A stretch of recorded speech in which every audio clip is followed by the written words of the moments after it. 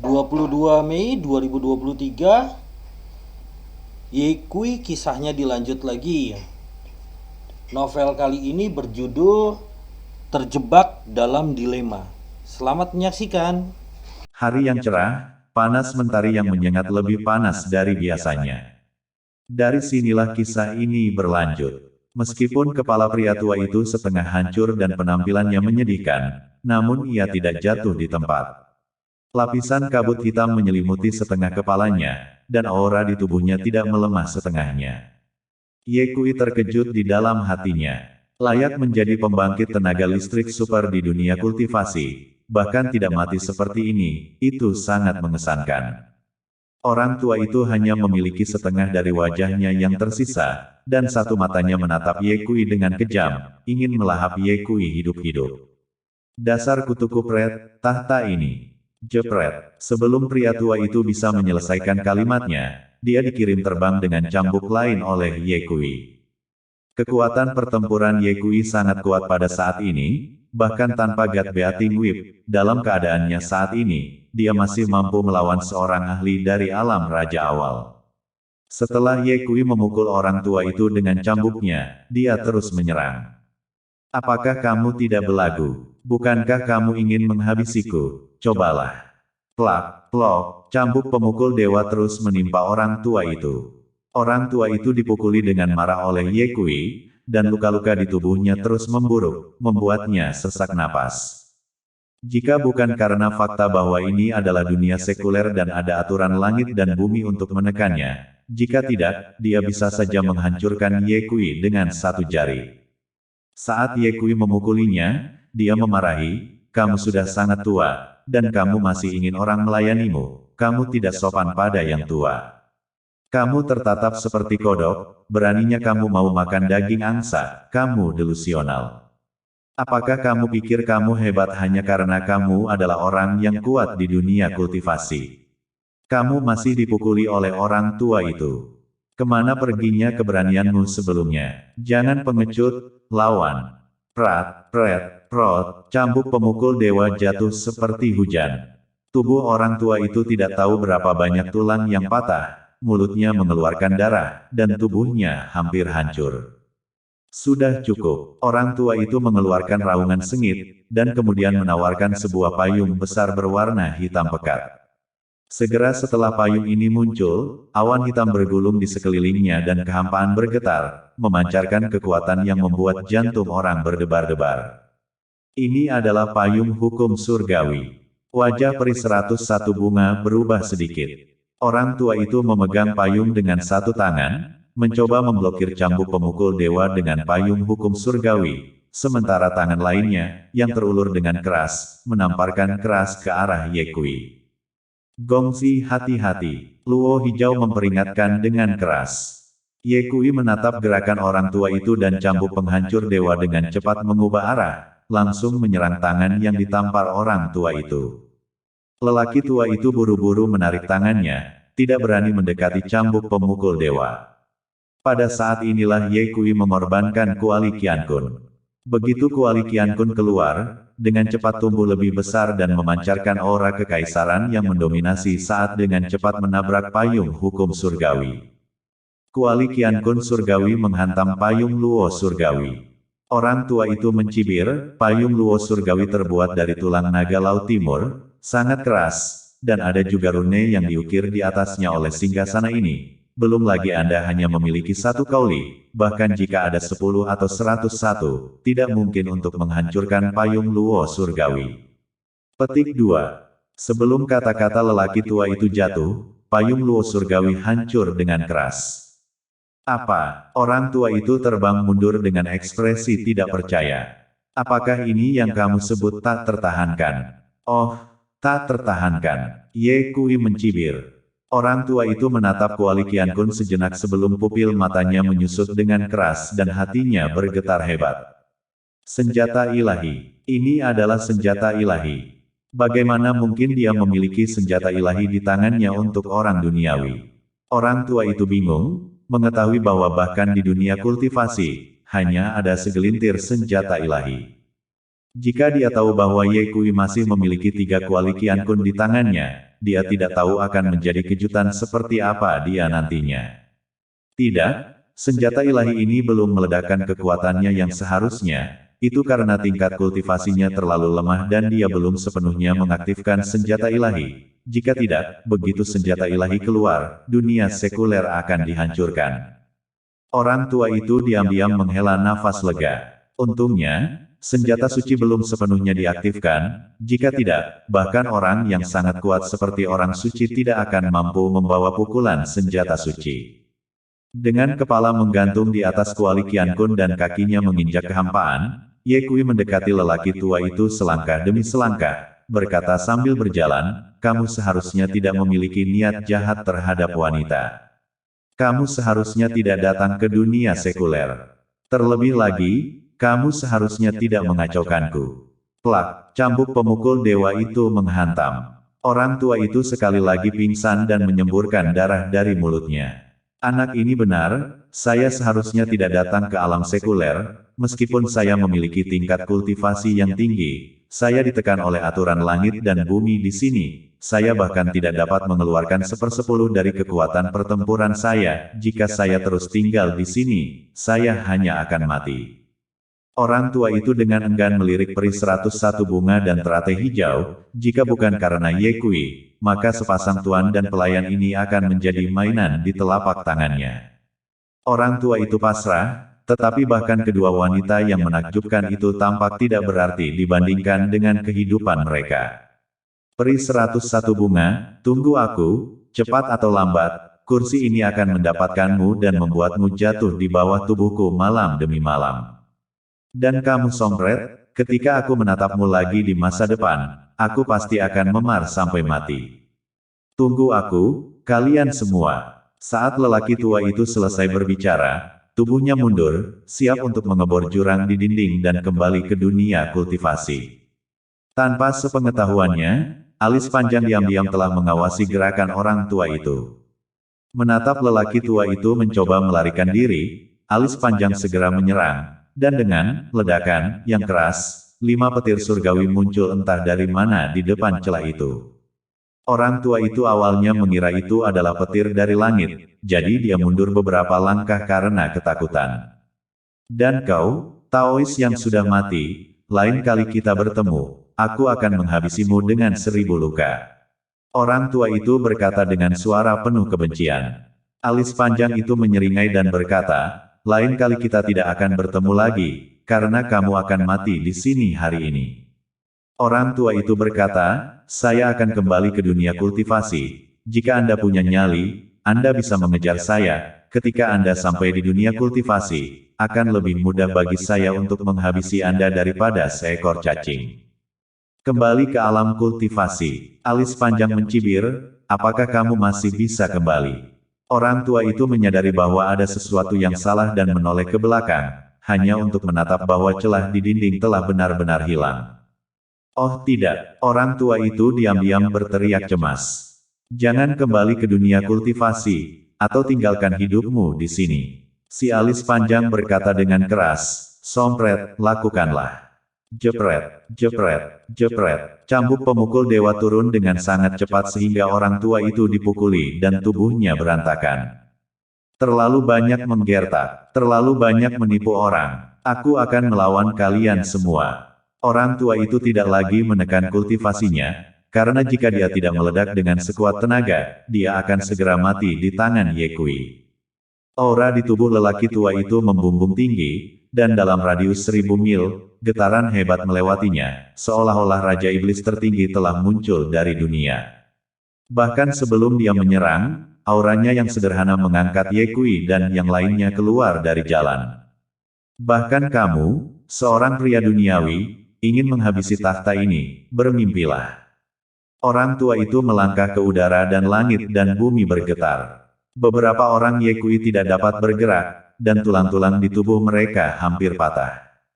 Pergilah ke neraka. Orang tua itu mengangkat telapak tangannya dan hendak menyerang Ye Kui ketika awan di 9 surga bergerak. Suara petir meledak saat petir yang lebih tebal dari puncak gunung jatuh dengan cepat dan meledakkan penutup roh surgawi lelaki tua itu. Orang tua itu berubah menjadi abu di tempat, wujud surgawinya musnah. Di bawah petir, pria tua itu terpecah menjadi abu di tempat, dewa dan wujudnya hancur, dan dia mati tanpa berteriak. Semuanya berlangsung sangat cepat. Ye Kui menatap petir, dan keringat di tubuhnya meledak. Dia memiliki intuisi yang kuat bahwa jika petir itu ditujukan pada beberapa dari mereka, maka beberapa dari mereka hanya akan berakhir lebih buruk daripada orang tua itu. Apakah ini aturan langit dan bumi? Sungguh menakutkan. Ye Kui diam-diam kagum. Petir datang dan pergi dengan tergesa-gesa, menghilang seketika saat menghantam lelaki tua itu, tanpa merusak satu helai rumput atau pohon pun di sekitarnya. Akhirnya mati. Alis panjang itu tertawa, neneknya, berani mencoba menjadi ganas di dunia kultivasi, sungguh harapan kematian. Sayang sekali tidak ada mayat yang tertinggal, jika tidak, dao yang malang itu akan menendang kaki ketiganya. Peri 101 bunga dan mawar hijau juga menghela nafas lega. Keduanya mengerutkan kening lagi. Oh tidak, Tuan Istana, kita tidak bisa kembali ke dunia kultivasi, apa yang harus kita lakukan? Luo Hijau berkata dengan cemas. Peri 101 bunga tidak berdaya, situasi yang juga tidak dia duga. Mendengar kata-kata Lentera Hijau, alis panjang berkata sambil tersenyum, "Dua peri, mengapa kalian tidak mendengarkan kata-kataku? Seperti kata pepatah lama, jika Anda berada di sini, maka Anda akan aman. Karena kalian berdua tidak bisa kembali ke dunia kultivasi saat ini, kalian sebaiknya tinggal di dunia sekuler untuk saat ini." Mendengar bahwa Istana 101 bunga telah dihancurkan, bahkan jika Anda dapat kembali ke alam kultivasi saat ini, Anda takut akan menghadapi momok kematian sekembalinya Anda. Menurut pendapat saya yang sederhana, akan lebih aman bagi kalian berdua untuk tinggal di alam sekuler. Luo Hijau menganggukkan kepalanya, suhu Taois ada benarnya. Suhu istana, bagaimana menurutmu? Peri 101 bunga berkata, kami tidak tahu apa-apa tentang dunia duniawi, jadi saya khawatir jika kami tinggal di sini, akan ada banyak ketidaknyamanan. Saya ingin kembali ke dunia kultivasi secepat mungkin untuk menemukan orang yang bertanggung jawab atas kehancuran Istana 101 bunga, sehingga saya dapat membalas dendam kepada tuan dan saudara perempuan saya sesegera mungkin. Alis panjang menasihati lagi, Peri, bahkan jika Anda menemukan pemusnahnya, apa yang dapat Anda lakukan? Jika si pemusnah bisa menghancurkan Istana 101 bunga, tingkat kultivasinya tidak boleh lemah, bisakah kamu mengalahkannya? Juga, tuan dan saudari Anda telah berjuang sampai mati untuk melindungi Anda dan membuat Anda tetap hidup. Jika Anda kembali ke dunia kultivasi dan mati di tangan si pemusnah, bagaimana Anda bisa bertemu dengan mereka saat Anda berada di bawah 9 mata air? Ada pepatah yang mengatakan bahwa balas dendam seorang pria tidak terlambat dalam dekade ini. Lebih baik bagi Anda untuk tinggal di dunia sekuler dengan nyaman, dan ketika waktunya sudah matang, kembalilah ke dunia kultivasi untuk menemukan pemusnah dan membalas dendam. Peri 101 bunga berkata, 10 tahun. Kesabaran saya tidak akan bertahan selama itu. Alis panjang itu tertawa dan berkata, Peri telah salah paham, ketika saya mengatakan 10 tahun, saya hanya menggunakan analogi. Mungkin dalam 2 atau 3 tahun kamu akan bisa kembali ke dunia kultivasi. Cepat atau lambat, Sompret itu dan aku harus pergi ke dunia kultivasi, jadi kita bisa bepergian bersama. Kalian, 101 bunga abadi melirik ke alis panjang dan Ye Kui dan berkata, kalian baru berada di awal alam sunyi, kultivasi kalian terlalu lemah, aku tidak tahu kapan kalian bisa menembus puncak raja. Sampah, meremehkan orang, itu terlalu berlebihan. Si alis panjang berkata sambil tersenyum, Peri, bagaimana kalau begini, kita jadikan 1 tahun. Dalam setahun, jika Sompret kecil itu dan aku berhasil menembus puncak raja, maka kita akan pergi ke dunia kultivasi bersama berpasangan. Jika dalam setahun, kami tidak dapat menembus puncak raja, maka pada saat itu kami akan menemukan cara untuk memasuki alam kultivasi, dan Anda akan kembali sendiri. Bagaimana dengan itu? Peri 101 bunga berkata, jika Anda ingin menerobos dari alam Zunzong ke puncak raja dalam waktu 1 tahun, itu terlalu sulit, kecuali Anda seorang jenius, tidak mungkin bagi orang biasa untuk melakukannya. Apa maksudmu? Di mata Anda, Tao yang malang itu biasa saja. Si alis panjang berkata, jika Anda tidak percaya, saya bisa membuktikannya kepada Anda. Bagaimana saya bisa membuktikannya? Peri 101 bunga bertanya. Dengan senyum tipis, si alis panjang berbalik dan pergi. Ye Kui merasakan apa yang ingin dilakukan oleh alis panjang dan segera mengikutinya, mentransmisikan suaranya dan berkata, benda tua, ada apa denganmu? Mengapa kamu harus meninggalkan mereka berdua di dunia sekuler? Sompret, Dao yang malang melakukan ini untukmu, tidak bisakah kamu tatap? Alis panjang berkata, Wu San telah pergi ke dunia kultivasi. Apakah Anda harus pergi ke dunia kultivasi untuk menemukannya cepat atau lambat? Ye Kui menganggukkan kepalanya. Senior Dusuo juga mengatakan bahwa dia akan menunggumu di dunia kultivasi. Apakah kamu akan pergi ke dunia kultivasi? Ye Kui menganggukkan kepalanya lagi. Alis panjang bertanya, jika Anda tidak bertemu dengan senior Doku dan kejadian dengan ayah Anda tidak terjadi, apakah Anda akan tetap pergi ke dunia kultivasi? Tentu saja aku akan pergi. Di dalam hatinya, Ye Kui merindukan dunia kultivasi keabadian itu, dan dia ingin menatap seperti apa dunia kultivasi itu sebenarnya. Itu benar, alis panjang itu berkata, jika orang tidak memiliki kekhawatiran yang jauh, mereka akan memiliki kekhawatiran yang dekat.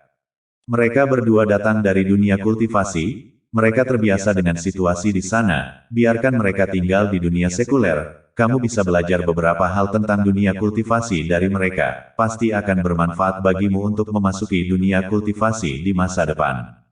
Mereka berdua sangat kuat dalam kultivasi, membiarkan mereka tinggal di dunia sekuler sama dengan memiliki dua pengawal super. Jika Anda menghadapi masalah, Anda masih bisa meminta bantuan mereka untuk menyelesaikannya, mengapa tidak? Hal yang paling penting adalah mereka berdua sangat cantik, apakah kamu tidak ingin menerima mereka? Mata Ye Kui melotot dan sebelum dia bisa mengatakan apapun, alis panjang menambahkan, Sompret, Dao yang malang telah melakukan banyak hal untukmu, bukankah seharusnya kamu berterima kasih pada Dao yang malang? Si miskin Dao memberimu dua pilihan. Berikan aku Kuali Qian Kun, atau berikan padaku teratai salju berusia 10.000 tahun itu. Kelopak mata Ye Kui menggulung, bermimpilah. Huff, betapa piciknya, alis panjang mendengus dingin. Ye Kui melirik kembali ke peri 101 bunga dan teratai hijau dan berkata, saya khawatir jika mereka tinggal di dunia sekuler, mereka akan menimbulkan masalah bagi saya. Green Luo baik-baik saja, dia lebih polos, peri 101 bunga itu tidak terlalu pemarah, kalau-kalau dia menyebabkan masalah. Petik 2. Alis panjang menyela Ye Kui, kamu sekarang adalah dewa perang Zhen Guo, masih takut akan masalah. Jika kamu menatap dunia, siapa yang berani macam-macam denganmu? Bukankah kita sudah menemui lebih sedikit masalah sebelumnya, dan bukankah kita sudah menyelesaikan semuanya? Ye Kui terdiam, alis panjang menyapu dengan cepat, lalu meledak ke langit dengan semua kultivasinya dan berteriak, Lei Lai. Di atas 9 langit, petir jatuh. Segera setelah perubahan mendadak di langit dan bumi, awan petir yang tak berujung bergulung dan petir jatuh satu demi satu dengan cara yang menakutkan. Petir itu begitu besar dan tak tertandingi sehingga menghubungkan langit dan bumi, seperti sungai surgawi yang sangat besar, mengeluarkan suara yang luar biasa seolah-olah menghancurkan jiwa seseorang, menenggelamkan si alis panjang dalam sekejap. Kesengsaraan surgawi sedang datang. Setengah jam lebih 2 detik penuh telah berlalu.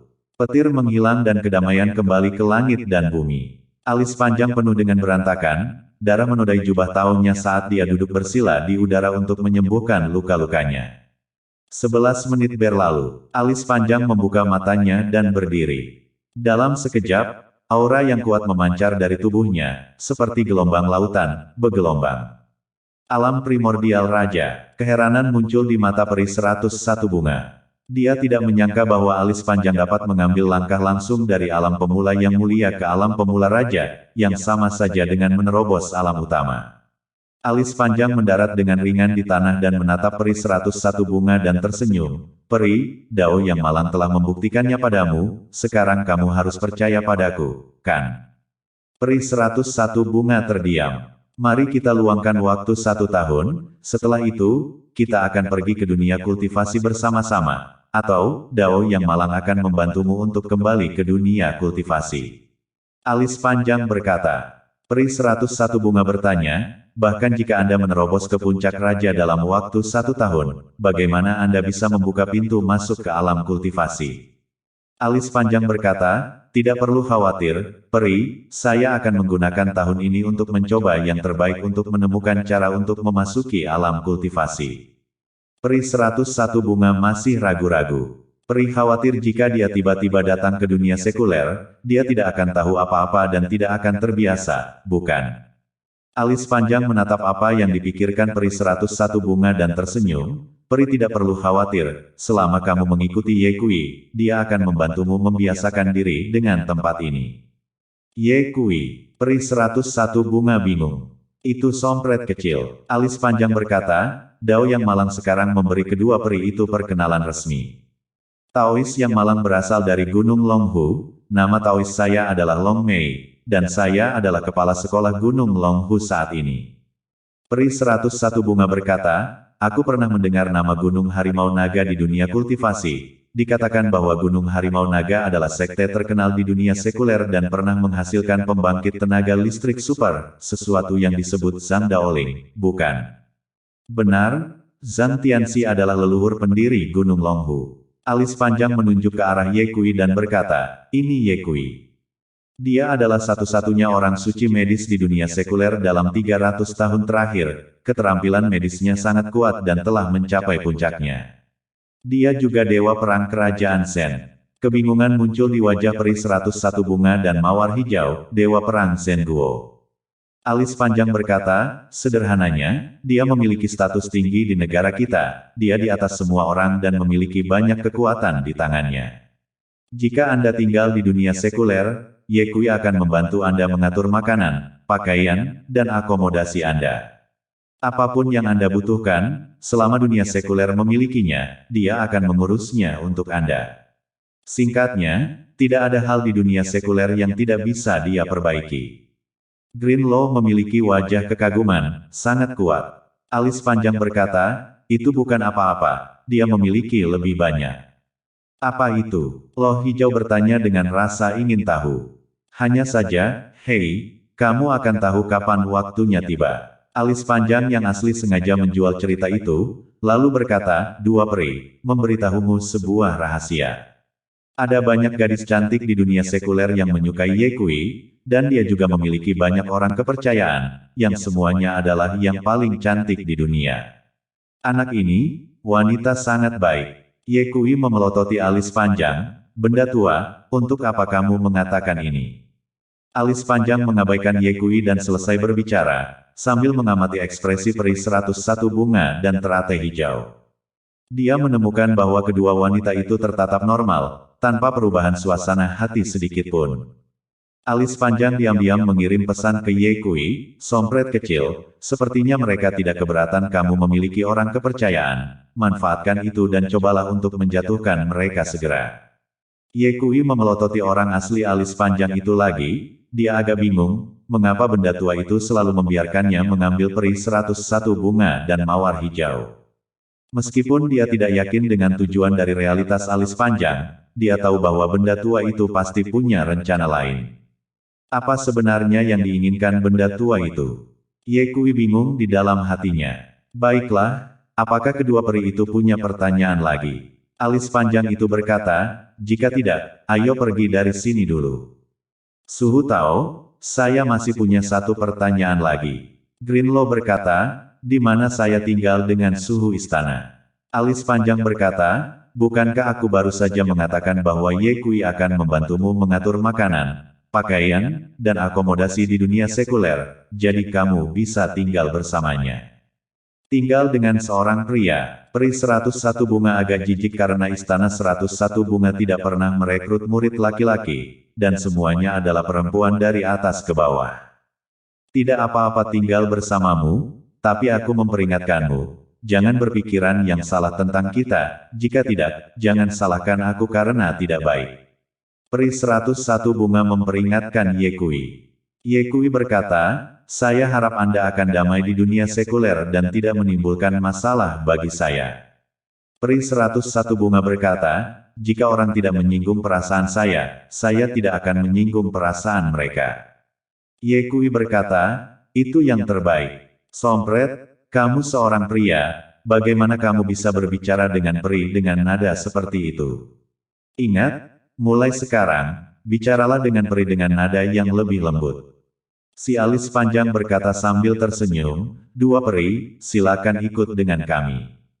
Mereka bertiga meninggalkan tempat itu. Beberapa saat kemudian, mereka keluar dari lembah maut dan bertemu lagi dengan para prajurit yang menjaga pintu masuk. Ketua, Anda sudah keluar. Perwira Parubaya itu dengan cepat melangkah maju dan menyapa Ye Kui.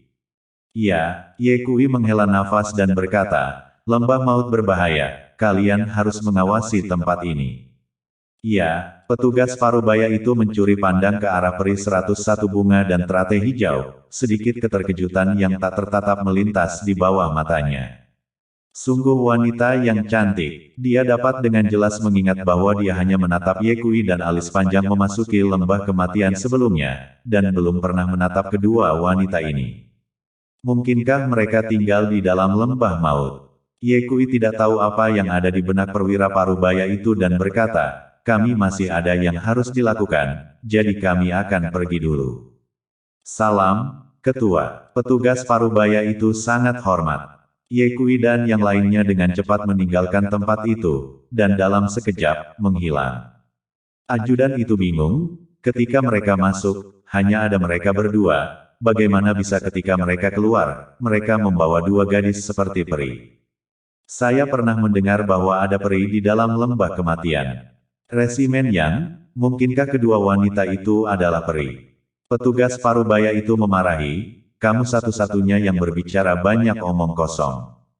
Hehe, ajudan itu tertawa, lalu menunjuk ke arah Ye Kui dan yang lainnya pergi dan berseru, Resimen Yang, tatap.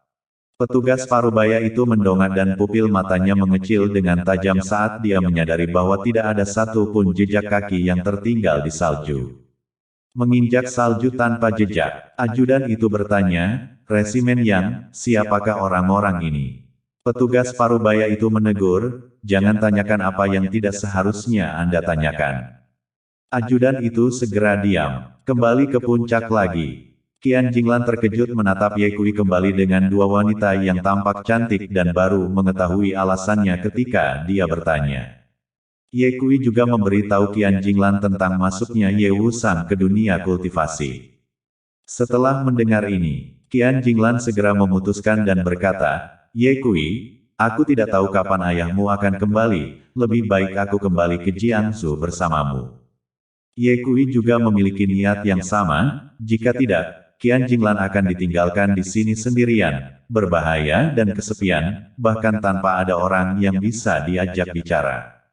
Ye Kui memimpin semua orang untuk meninggalkan Gunung Kunlun dan kembali ke Jiangsu. Gunung Kunlun terletak jauh dari Jiangsu, dan Ye Kui dan timnya harus kembali dengan pesawat. Ini adalah pertama kalinya peri 101 bunga dan mawar hijau naik pesawat. Ye Kui dengan sabar membantu mereka memasang sabuk pengaman, dan ketika pesawat akan lepas landas, Ye Kui memperingatkan, saat pesawat lepas landas nanti, akan ada sedikit goyangan, tapi kalian tidak perlu takut, duduk saja di tempat duduk dan jangan bergerak.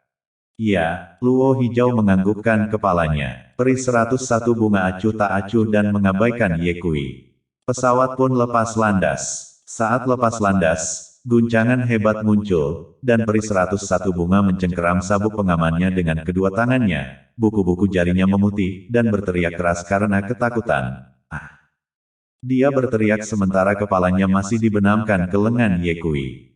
Aroma pria yang kuat mengepul ke lubang hidungnya, dan ditambah dengan pesawat yang bergelombang, membuatnya sedikit pusing. Ye Kui sedikit terhibur, setidaknya dia adalah seorang ahli kultivasi abadi, begitu pemalu. Setelah beberapa saat, pesawat memasuki penerbangan yang mulus. Peri 101 bunga melepaskan kepalanya dari pelukan Ye Kui, sedikit tersipu, kilatan rasa malu dan kemarahan yang tak tertatap di matanya saat dia mengutuk dirinya sendiri. Peri 101 bunga, peri 101 bunga, kamu adalah master istana dari istana 101 bunga. Bagaimana kamu bisa sedekat ini dengan seorang pria? Kamu benar-benar tidak tahu malu. Yang paling membuatnya marah adalah dia menemukan bahwa dia sepertinya tidak terlalu membenci Ye Kui. Pria ini baunya sangat harum, saya tidak tahu apa yang terjadi. Berada di pelukannya membuat orang merasa aman. Bla, peri 101 bunga, apa yang kamu pikirkan? Kamu adalah penguasa istana-istana 101 bunga, kamu hanya bisa memikirkan bagaimana kamu bisa kembali ke dunia kultivasi, bagaimana kamu bisa menemukan pemusnah yang menghancurkan istana 101 bunga, dan bagaimana kamu bisa membalaskan dendam tuan dan saudari. Kamu tidak bisa memikirkan apapun, apalagi pria. Peri 101 bunga memikirkan hal ini dan diam-diam memutar kepalanya untuk melirik Ye Kui. Pada saat ini, mengetuk sinar matahari yang baik bersinar dari luar dan menaburkan ke wajah Ye Kui, membuat sisi wajahnya tertatap 3 dimensi dan cerah, membuat jantung orang berdebar. Belum lagi, sepasang kulit bau ini tertatap sangat bagus, tidak heran kalau si kecil mungil Greenlaw tertatap seperti nimfomaniak saat menatapnya. Bahkan jika aku, kenapa kamu masih memikirkan pria? Suhu pernah berkata bahwa pria hanya akan mempengaruhi kecepatan menghunus pedang. Tidak bisa memikirkannya lagi, tidak bisa memikirkannya lagi. Peri 101 bunga menggelengkan kepalanya dengan penuh semangat, mencoba untuk membuang pikiran-pikiran yang tidak masuk akal ini dari pikirannya. Apakah kamu baik-baik saja? Ye Kui bertanya dengan suara lembut. 101 bunga abadi segera menjadi tenang dan berkata dengan dingin, aku baik-baik saja. Itu bagus. Ye Kui tersenyum dan menoleh untuk bertanya pada teratai hijau, apakah kamu baik-baik saja? Senyum Greenlaw menjadi pucat dan dia bertanya dengan lemah, tuanku, kita tidak akan jatuh, bukan? Apakah kamu takut? Ye Kui bertanya. Luo hijau mengangguk, aku takut. Jangan khawatir, kamu tidak akan jatuh. Ye Kui berkata, jika Anda mengantuk, Anda bisa tidur, kami akan berada di sana ketika Anda bangun. Oke, Green bersandar di kursi, tidak bisa tidur. Ayo, aku akan meminjamkan bahuku sebagai bantal, kata Ye Kui. Terima kasih. Luo hijau tersipu, mengucapkan terima kasih dan bersandar di bahu Ye Kui. Ketika peri 101 bunga menatap pemandangan ini, hatinya berteriak marah. Gadis kecil ini, mengapa dia bertingkah seperti dia belum pernah menatap seorang pria sebelumnya? Suhu mengatakan bahwa pria adalah serigala dan binatang buas yang harus dijauhkan. Bagaimana bisa anak kecil ini begitu cepat meninggalkan kata-kata Suhu? Tidak, kita tidak bisa membiarkan dia begitu dekat dengan pria ini, atau sesuatu akan terjadi cepat atau lambat. Peri 101 bunga siap untuk menegur Greenlaw, tetapi ketika dia menoleh untuk menatap, Greenlaw sudah tertidur. Banyak hal yang telah terjadi akhir-akhir ini. Pertama, istana 101 bunga dihancurkan, tuan dan saudari tewas dalam pertempuran, dan Lola hijau mengikutiku sampai melarikan diri. Jadi dia memang sangat lelah, lupakan saja, biarkan dia tidur sebentar. Peri 101 bunga tidak tahan di dalam hatinya dan berkata, aku akan membangunkannya nanti. Waktu berlalu, perjalanan di pesawat terasa membosankan. Perlahan-lahan, gelombang kelelahan pun menghinggapi peri 101 bunga, dan dia bersandar di kursinya dan perlahan-lahan memejamkan matanya. Ye Kui merasakan bahunya yang lain tenggelam, dan ketika dia menatap ke samping, peri 101 bunga benar-benar tidur di bahunya yang lain. Dari dekat, Ye Kui memperhatikan bahwa kulit peri 101 bunga sangat bagus, tidak ada satu noda pun, dan berwarna putih dan merah. Ye Kui duduk tak bergerak, dan 3,5 jam lewat dikit, pesawat mendarat. Ketika peri 101 bunga membuka matanya, dia mendapati dirinya bersandar di bahu Ye Kui dan buru-buru mengangkat kepalanya, tepat menatap mata Ye Kui.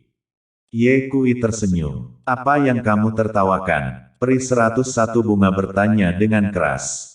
Ye Kui melirik ke belakang bahunya. Peri 101 bunga melirik ke bahu Ye Kui dan langsung memerah, hanya untuk menatap noda air di bahu Ye Kui, yang jelas-jelas adalah air liurnya. Memalukan, peri 101 bunga buru-buru memalingkan kepalanya, tidak berani menatap Ye Kui lagi. Ketika beberapa orang keluar dari dalam bandara, Xiao Zhan, dengan anak buahnya dan 2 mobil, sudah menunggu. Ketika Xiao Zhan menatap Ye Kui diikuti oleh 2 wanita cantik, dia berkata sambil tersenyum, "Bos, kamu masih seekor sapi, kamu menemukan saya 2 saudara ipar lagi dengan begitu cepat." Green Luo tersenyum dan tersipu, menundukkan kepalanya, seperti bunga begonia yang tidak memenangkan angin sejuk. Peri 101 bunga dengan dingin menyapu pandangan ke arah Xiao Zhan. Dalam sekejap, Xiao Zhan hanya merasakan kedinginan di sekujur tubuhnya dan rasa panik muncul di dalam hatinya, segera menyadari bahwa kultivasi wanita ini sangat kuat. "Jangan konyol, kedua peri itu adalah temanku." Ye Kui memerintahkan, "Xiao Zhan, kamu bisa mengirim ibuku dan barang lama itu kembali dulu, aku akan membawa mereka ke tempat Kakak Wan." "Iya." Xiao Zhan menyerahkan kunci mobil kepada Ye Kui. Ye Kui memberikan penjelasan kepada Qian Jinglan dan mengemudikan mobil bersama peri 101 bunga dan teratai hijau untuk menemukan Qin Wan. Dalam perjalanan pulang, Ye Kui berpikir tentang bagaimana mengatur kedua wanita ini.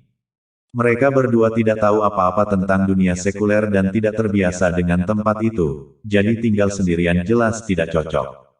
Lin terlalu sibuk dengan pekerjaannya yang luar biasa, dan Su Xiaoxiao dan Su Luzang keduanya harus bekerja, jadi tidak pantas bagi mereka untuk menemani peri 101 bunga dan mawar hijau. Sedangkan untuk Bai Bing, itu bahkan lebih tidak pantas, dia sangat cemburu sehingga begitu dia bertemu dengan peri bunga dan lola hijau, itu akan menjadi perang abad ini. Ye Kui memutuskan untuk menempatkan mereka bersama Qin Wan untuk saat ini. Qin Wan memiliki kepribadian yang baik dan rukun dengan semua orang, ditambah lagi klub kecantikan itu penuh dengan wanita, jadi sangat cocok baginya untuk merawat mereka. Peri 101 bunga dan mawar hijau duduk di dalam mobil, menatap ke kiri dan ke kanan, mata mereka yang indah penuh dengan rasa ingin tahu. Mereka tiba di klub kecantikan. Ye Kui membawa kedua wanita itu bersamanya dan langsung menuju ke kantor Qin Wan, namun tak disangka, Qin Wan tidak ada di kantor. Apa yang dilakukan saudari Wan di sana? Ye Kui merasa aneh dan berkata kepada peri 101 bunga dan mawar hijau, "Kalian duduklah di sini sebentar, jangan kemana-mana, aku akan segera kembali."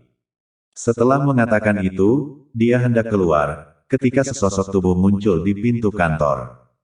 "Bai Bing." "Oh tidak," Ye Kui diam-diam berteriak. Dia membawa peri 101 bunga dan luo hijau untuk mencari Qin Wan hanya karena dia tidak ingin bertemu Bai Bing, tetapi tidak pernah berpikir bahwa alih-alih menatap Qin Wan, dia akan menatap Bai Bing.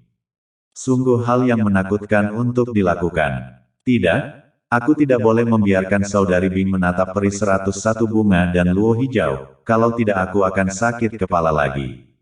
Ye Kui dengan cepat memblokir pintu dan berkata sambil tersenyum, "Saudari Bing, apa yang membawamu kemari?" "Saudari Wan memintaku untuk datang untuk perawatan kecantikan, dan kebetulan aku bebas hari ini." Bai Bing juga tidak menyangka akan menatap Ye Kui di sini, dan dengan wajah bahagia, dia langsung menghampiri dan memeluk leher Ye Kui dan memberinya ciuman di pipi. "Sayang, aku merindukanmu. Kudengar kamu pergi ke Gunung Kunlun, kapan kamu kembali?" Bai Bing bertanya. "Aku baru saja kembali, ibuku juga sudah kembali." Ye Kui tertawa, "Kakak Bing, kamu semakin cantik dan cantik." Bai Bing mengganti pakaiannya yang biasa hari ini, mengikat kepalanya dengan pil, mengenakan halter dengan leher terbuka dan celana panjang panas di bawahnya, mempertatapkan 2 kaki putih panjangnya keluar, tertatap sangat seksi. Ketika dia mendengar Ye Kui memuji dirinya sendiri, Bai Bing senang dan berkata, "Apakah Anda baru saja mengatakan bahwa bibi Anda juga sudah kembali? Mengapa saya tidak pergi dan menemuinya? Saya sudah lama tidak bertemu dengannya, saya merindukannya." "Tentu, ayo pergi ke sana sekarang." Ye Kui tidak sabar menunggu Bai Bing segera pergi. "Ayo pergi." Bai Bing meraih lengan Ye Kui dan pergi. Ye Kui menghela nafas lega. Rintangan ini akhirnya berhasil dilewati. Tanpa diduga, Bai Bing baru saja mengambil 2 langkah ketika dia tiba-tiba berkata, "Saya hampir lupa, saya harus menyapa Kak Wan." Dia berbalik dan masuk ke kantor. Sompret. Ye Kui mengalami sakit kepala hebat. Suara Bai Bing keluar dari dalam kantor Qin Wan. Ye Kui, apa yang terjadi? Ye Kui harus kembali ke kantor dengan bibir atas yang kaku, sengaja berpura-pura goblok dan tersenyum. Saudari Bing, apa yang terjadi? Apa yang terjadi dengan mereka? Bai Bing bertanya, menunjuk ke arah peri 101 bunga dan mawar hijau. Maksudmu mereka? Mereka adalah teman-temanku. Ye Kui berkata, Saudari Bing, tidakkah kamu ingin menemui ibuku? Ayo pergi, aku akan mengantarmu ke sana. Bai Bing berdiri diam dan berkata dengan suara dingin, Ye Kui, jelaskan padaku dengan jelas. Ye Kui berkata, Saudari Bing, saya akan menjelaskan kepada Anda dalam perjalanan nanti. Tidak, kamu harus menjelaskannya dengan jelas padaku sekarang. Bai Bing berkata dengan marah, hanya beberapa hari setelah keluar, kamu membawa kembali dua wanita. Ye Kui, kamu telah tumbuh dalam kemampuan. Saudari Bing, ini tidak seperti yang kamu pikirkan. Bai Bing hanya mengabaikan Ye Kui dan menatap dingin ke arah peri 101 bunga dan mawar hijau dan berkata dengan suara dingin, kalian berdua, tahukah kalian bahwa Ye Kui adalah orangku? Aku tidak menyangka kalian tertatap seperti manusia, tapi kalian benar-benar merayu pria orang lain, kalian benar-benar tidak tahu malu. Aku memperingatkan kalian, siapa yang kau bilang merayu seseorang? Peri 101 bunga memelototi satu sama lain dengan dingin, melepaskan aura dingin sedingin es dari tubuhnya. Sebagai tuan istana dari istana 101 bunga, dia tidak bisa mentolerir dihina. Terlebih lagi, orang yang menghinanya saat ini adalah orang duniawi yang tidak memiliki tingkat kultivasi. Itu kamu, apa, merayu priaku dan masih tidak mengakuinya? Bai Bing memarahi, kutu kupret. Wajah Bai Hua Xianzi memerah karena marah, dan dia dengan dingin mendengus, beraninya kamu memanggilku murahan. Ada apa denganku? Bai Bing bertanya balik. Dia berkata, pakaian seperti apa yang kamu kenakan? Perutmu terbuka dan begitu juga kakimu. Apa yang kamu katakan? Kamu menyebutku wanita di rumah kaca. Saya sedang mencari perkelahian. Bai Bing sangat marah dan berkata bahwa dia akan bergegas dan memukul peri 101 bunga. Green Luo menghindar dan memblokir di depan peri 101 bunga. Green Luo, minggir. Peri 101 bunga berkata, orang duniawi berani meneriaki saya. Anda tidak tahu apa yang Anda lakukan. Ye Kui juga menghentikan Bai Bing dan menasehati, Saudari Bing, jangan marah, aku akan menjelaskan masalah ini padamu nanti. Bai Bing berkata, aku tidak ingin kamu menjelaskannya, Ye Kui, aku hanya bertanya padamu, apakah kamu mencintaiku? Tentu saja aku mencintaimu. Kalau begitu, kamu bisa membantunya memukulinya. Ye Kui terkejut. Bai Bing berkata, apakah kamu tidak mencintaiku? Aku diintimidasi di depanmu, dan kamu masih tidak membantuku. Kepala Ye Kui sebesar ember, Saudari Bing, kamu tidak tahu, peri 101 bunga berasal dari dunia kultivasi. Dia tidak tahu apa-apa tentang situasi kita di sini. Dia tidak bermaksud menyinggung perasaanmu. Mengapa aku tidak meminta maaf atas namanya? Bagaimana menurutmu? Tidak perlu. Bai Bing dan peri 101 bunga berbicara serempak. Ini, saat Ye Kui kehabisan kata-kata, sebuah suara lembut terdengar dari ambang pintu. Ye Kui, kau sudah kembali. Qin Wan masuk melalui pintu, mengenakan gaun pelindung profesional, dengan rambut digelung dan wajahnya dicat dengan riasan halus, tampak hangat dan mengundang. Saudari Wan, Anda tepat waktu, cepat bantu saya membujuk Saudari Bing. Ye Kui berkata dengan tergesa-gesa. Qin Wan melirik Bai Bing, hanya untuk menatap wajahnya yang penuh amarah, dan kemudian melirik ke arah peri 101 bunga dan mawar hijau. Kilatan keheranan di matanya saat dia bertanya dengan suara kecil, apa yang terjadi? Siapakah kedua wanita cantik ini? Ye Kui berkata, mereka adalah peri 101 bunga dan luo hijau, dari dunia kultivasi. Saudari Bing salah paham dengan hubunganku dengan mereka, jadi mereka bertengkar. Qin Wan tersenyum dan menasehati, Bai Bing, jangan marah. Sebelum dia bisa menyelesaikan kalimatnya, Bai Bing berkata, Saudari Wan, kamu tidak tahu, kutu kupret ini bahkan mengatakan bahwa aku menyakitkan dan korup, dan bahwa aku adalah seorang wanita dari rumah kaca. Jika itu kamu, apakah kamu bisa mentolerirnya?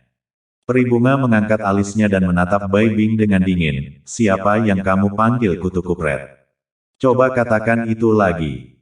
Kamu merayu priaku, siapa itu kalau bukan kutu kupret? Carilah kematian. Tubuh peri 101 bunga berkelebat dan menamparkan wajah Bai Bing. Bagaimana mungkin Ye Kui berdiri dan menatap Bai Bing dipukul, dan seperti kilat, dia mengulurkan tangannya dan meraih pergelangan tangan peri 101 bunga. Lepaskan aku, peri 101 bunga berteriak. Untuk beberapa alasan, menatap Ye Kui membela Bai Bing, api di hatinya langsung menyala. Bai Bing juga berkata kepada Ye Kui, lepaskan dia. Berhubungan dengan priaku dan memukuliku, apakah semua gundik begitu belagu sekarang? Saudari Bing, hentikan omong kosong ini. Ye Kui juga berkata kepada peri 101 bunga, peri 101 bunga, karena kamu telah datang ke dunia sekuler, kamu harus beradaptasi dengan aturan yang kita miliki di sini. Saudari Bing telah salah paham dengan hubungan kita, itu salahnya, aku akan membiarkannya meminta maaf padamu nanti. Tapi alam sekuler berbeda dengan alam kultivasi, pakaian saudari Bing adalah hal yang normal di tempat kami. Kamu sudah keterlaluan dengan membicarakannya seperti itu, aku ingin kamu meminta maaf padanya sekarang. Peri 101 bunga berkata dengan suara dingin, bagaimana jika saya tidak meminta maaf? Ye Kui berkata, saya menyarankan Anda lebih baik meminta maaf. Jika tidak, jangan salahkan saya karena tidak sopan. Kamu mengancamku. Peri 101 bunga tertawa kembali dengan marah. Tingkat kultivasimu lebih rendah dariku. Beraninya kamu mengancamku. Percaya atau tidak, aku akan memberimu pelajaran terlebih dahulu. Lalu dia. Peri 101 bunga, saya menyarankan Anda lebih baik berpikir dua kali. Jangan lupa, di Gunung Kunlun, orang tua itu dipukuli oleh saya. Ye Kui mengingatkan. Peri 101 bunga teringat pada dewa pemukul cambuk dan tiba-tiba sedikit panik di dalam hatinya. Jika dia benar-benar bergerak dengan Ye Kui, maka dia akan berakhir sama dengan orang tua itu. Sebagai master istana dari istana 101 bunga, dia memiliki kebanggaannya sendiri. Meminta maaf itu tidak mungkin, jika kamu punya nyali, kamu bisa menghabisiku. Peri 101 bunga kini marah. Sebagai penguasa istana 101 bunga, ini adalah pertama kalinya dia disebut kutu kupret oleh orang duniawi. Tapi bukan ini yang membuatnya paling marah, yang membuatnya paling marah adalah Ye Kui benar-benar membela Bai Bing itu berulang kali, dan bahkan mengancamnya untuk meminta maaf kepada Bai Bing. Atas dasar apa? Tidak mungkin untuk meminta maaf, jika kamu punya nyali, kamu bisa menghabisiku. Setelah peri 101 bunga mengucapkan kata-kata ini, air mata menetes di pipinya. Meskipun dia seorang wanita, dia biasanya jarang menangis, sebaliknya, dia selalu bertindak sangat kuat di depan orang luar. Setelah dipikir-pikir, dia adalah master istana dari istana 101 bunga dan wanita cantik peringkat ke-6 di peringkat keabadian surgawi. Tetapi sekarang, istana 101 bunga telah dihancurkan, tuannya telah dibunuh, dan dia telah melarikan diri ke dunia sekuler, hanya untuk dikutuk oleh orang-orang di dunia sekuler. Semakin dia memikirkannya, semakin dia sedih, dan air matanya tak kuasa menahan air mata. Ye Kui juga tidak menyangka bahwa peri 101 bunga benar-benar menangis, dan untuk beberapa saat dia tidak bisa menahan sakit kepala, dan juga sedikit kehilangan kata-kata. Tidak hanya itu, Bai Bing juga mengipasi api di sampingnya. Ye Kui, karena dia tidak meminta maaf, maka kamu bunuh saja dia. Kata Bai Bing. Ye Kui berkata dengan wajah pahit, Saudari Bing, jangan menambah kekacauan. Apa maksudmu aku menambah kekacauan? Apakah kamu menatapnya menangis dan menjadi lembut? Apakah kamu mencintaiku atau tidak? Jika kau mencintaiku, bunuh dia. Apa yang dikatakan Bai Bing juga marah, pada kenyataannya, di dalam, dia tidak ingin Ye Kui menyakiti peri 101 bunga, dia hanya ingin menatap sikap Ye Kui. Qin Wan buru-buru melangkah maju dan berkata kepada Bai Bing dan peri 101 bunga, ini hanya kesalahpahaman, kupikir kamu harus berhenti marah, ayo duduk dan minum secangkir teh, oke. Tidak ada yang mengatakan apa-apa. Qin Wan berkata lagi, bagaimana dengan Saudari Wan, jangan membujuk, jika dia tidak meminta maaf padaku hari ini, aku tidak akan selesai dengannya. Kata Bai Bing. Pada saat ini, peri 101 bunga mengangkat kepalanya untuk menatap Ye Kui dan berkata, tidakkah kamu ingin aku meminta maaf padanya? Aku bisa menjanjikan itu, tetapi hanya jika dia meminta maaf padaku. Ye Kui tahu bahwa peri 101 bunga telah membuat konsesi dan segera berkata, Saudari Bing, minta maaf kepada peri 101 bunga, bagaimanapun juga, kaulah yang memarahinya terlebih dahulu. Jika dia tidak berhubungan dengan priaku, aku akan memarahinya. Kepala Bai Bing berputar, biarkan aku minta maaf padanya dulu, tidak mungkin. Ye Kui melanjutkan, Saudari Bing, berikan saja permintaan maaf kepada peri 101 bunga, anggap saja aku memohon padamu. Kamu memohon padaku untuk meminta maaf padanya. Ye Kui, kamu terus mengatakan bahwa kamu mencintaiku, apakah ini cara kamu mencintaiku? Bai Bing berkata, tidak mungkin untuk meminta maaf, kecuali kamu menghabisiku. Sial, tangki cemburu ini, biasanya cukup masuk akal, mengapa dia tidak masuk akal hari ini? Saudari Bing, jangan tidak masuk akal, cepatlah dan minta maaf kepada peri 101 bunga. Kata Ye Kui. Bai Bing mengangkat alisnya, apa maksudmu aku tidak masuk akal? Ye Kui, katakan yang sebenarnya. Ye Kui juga sedikit bersemangat, Saudari Bing, minta maaf.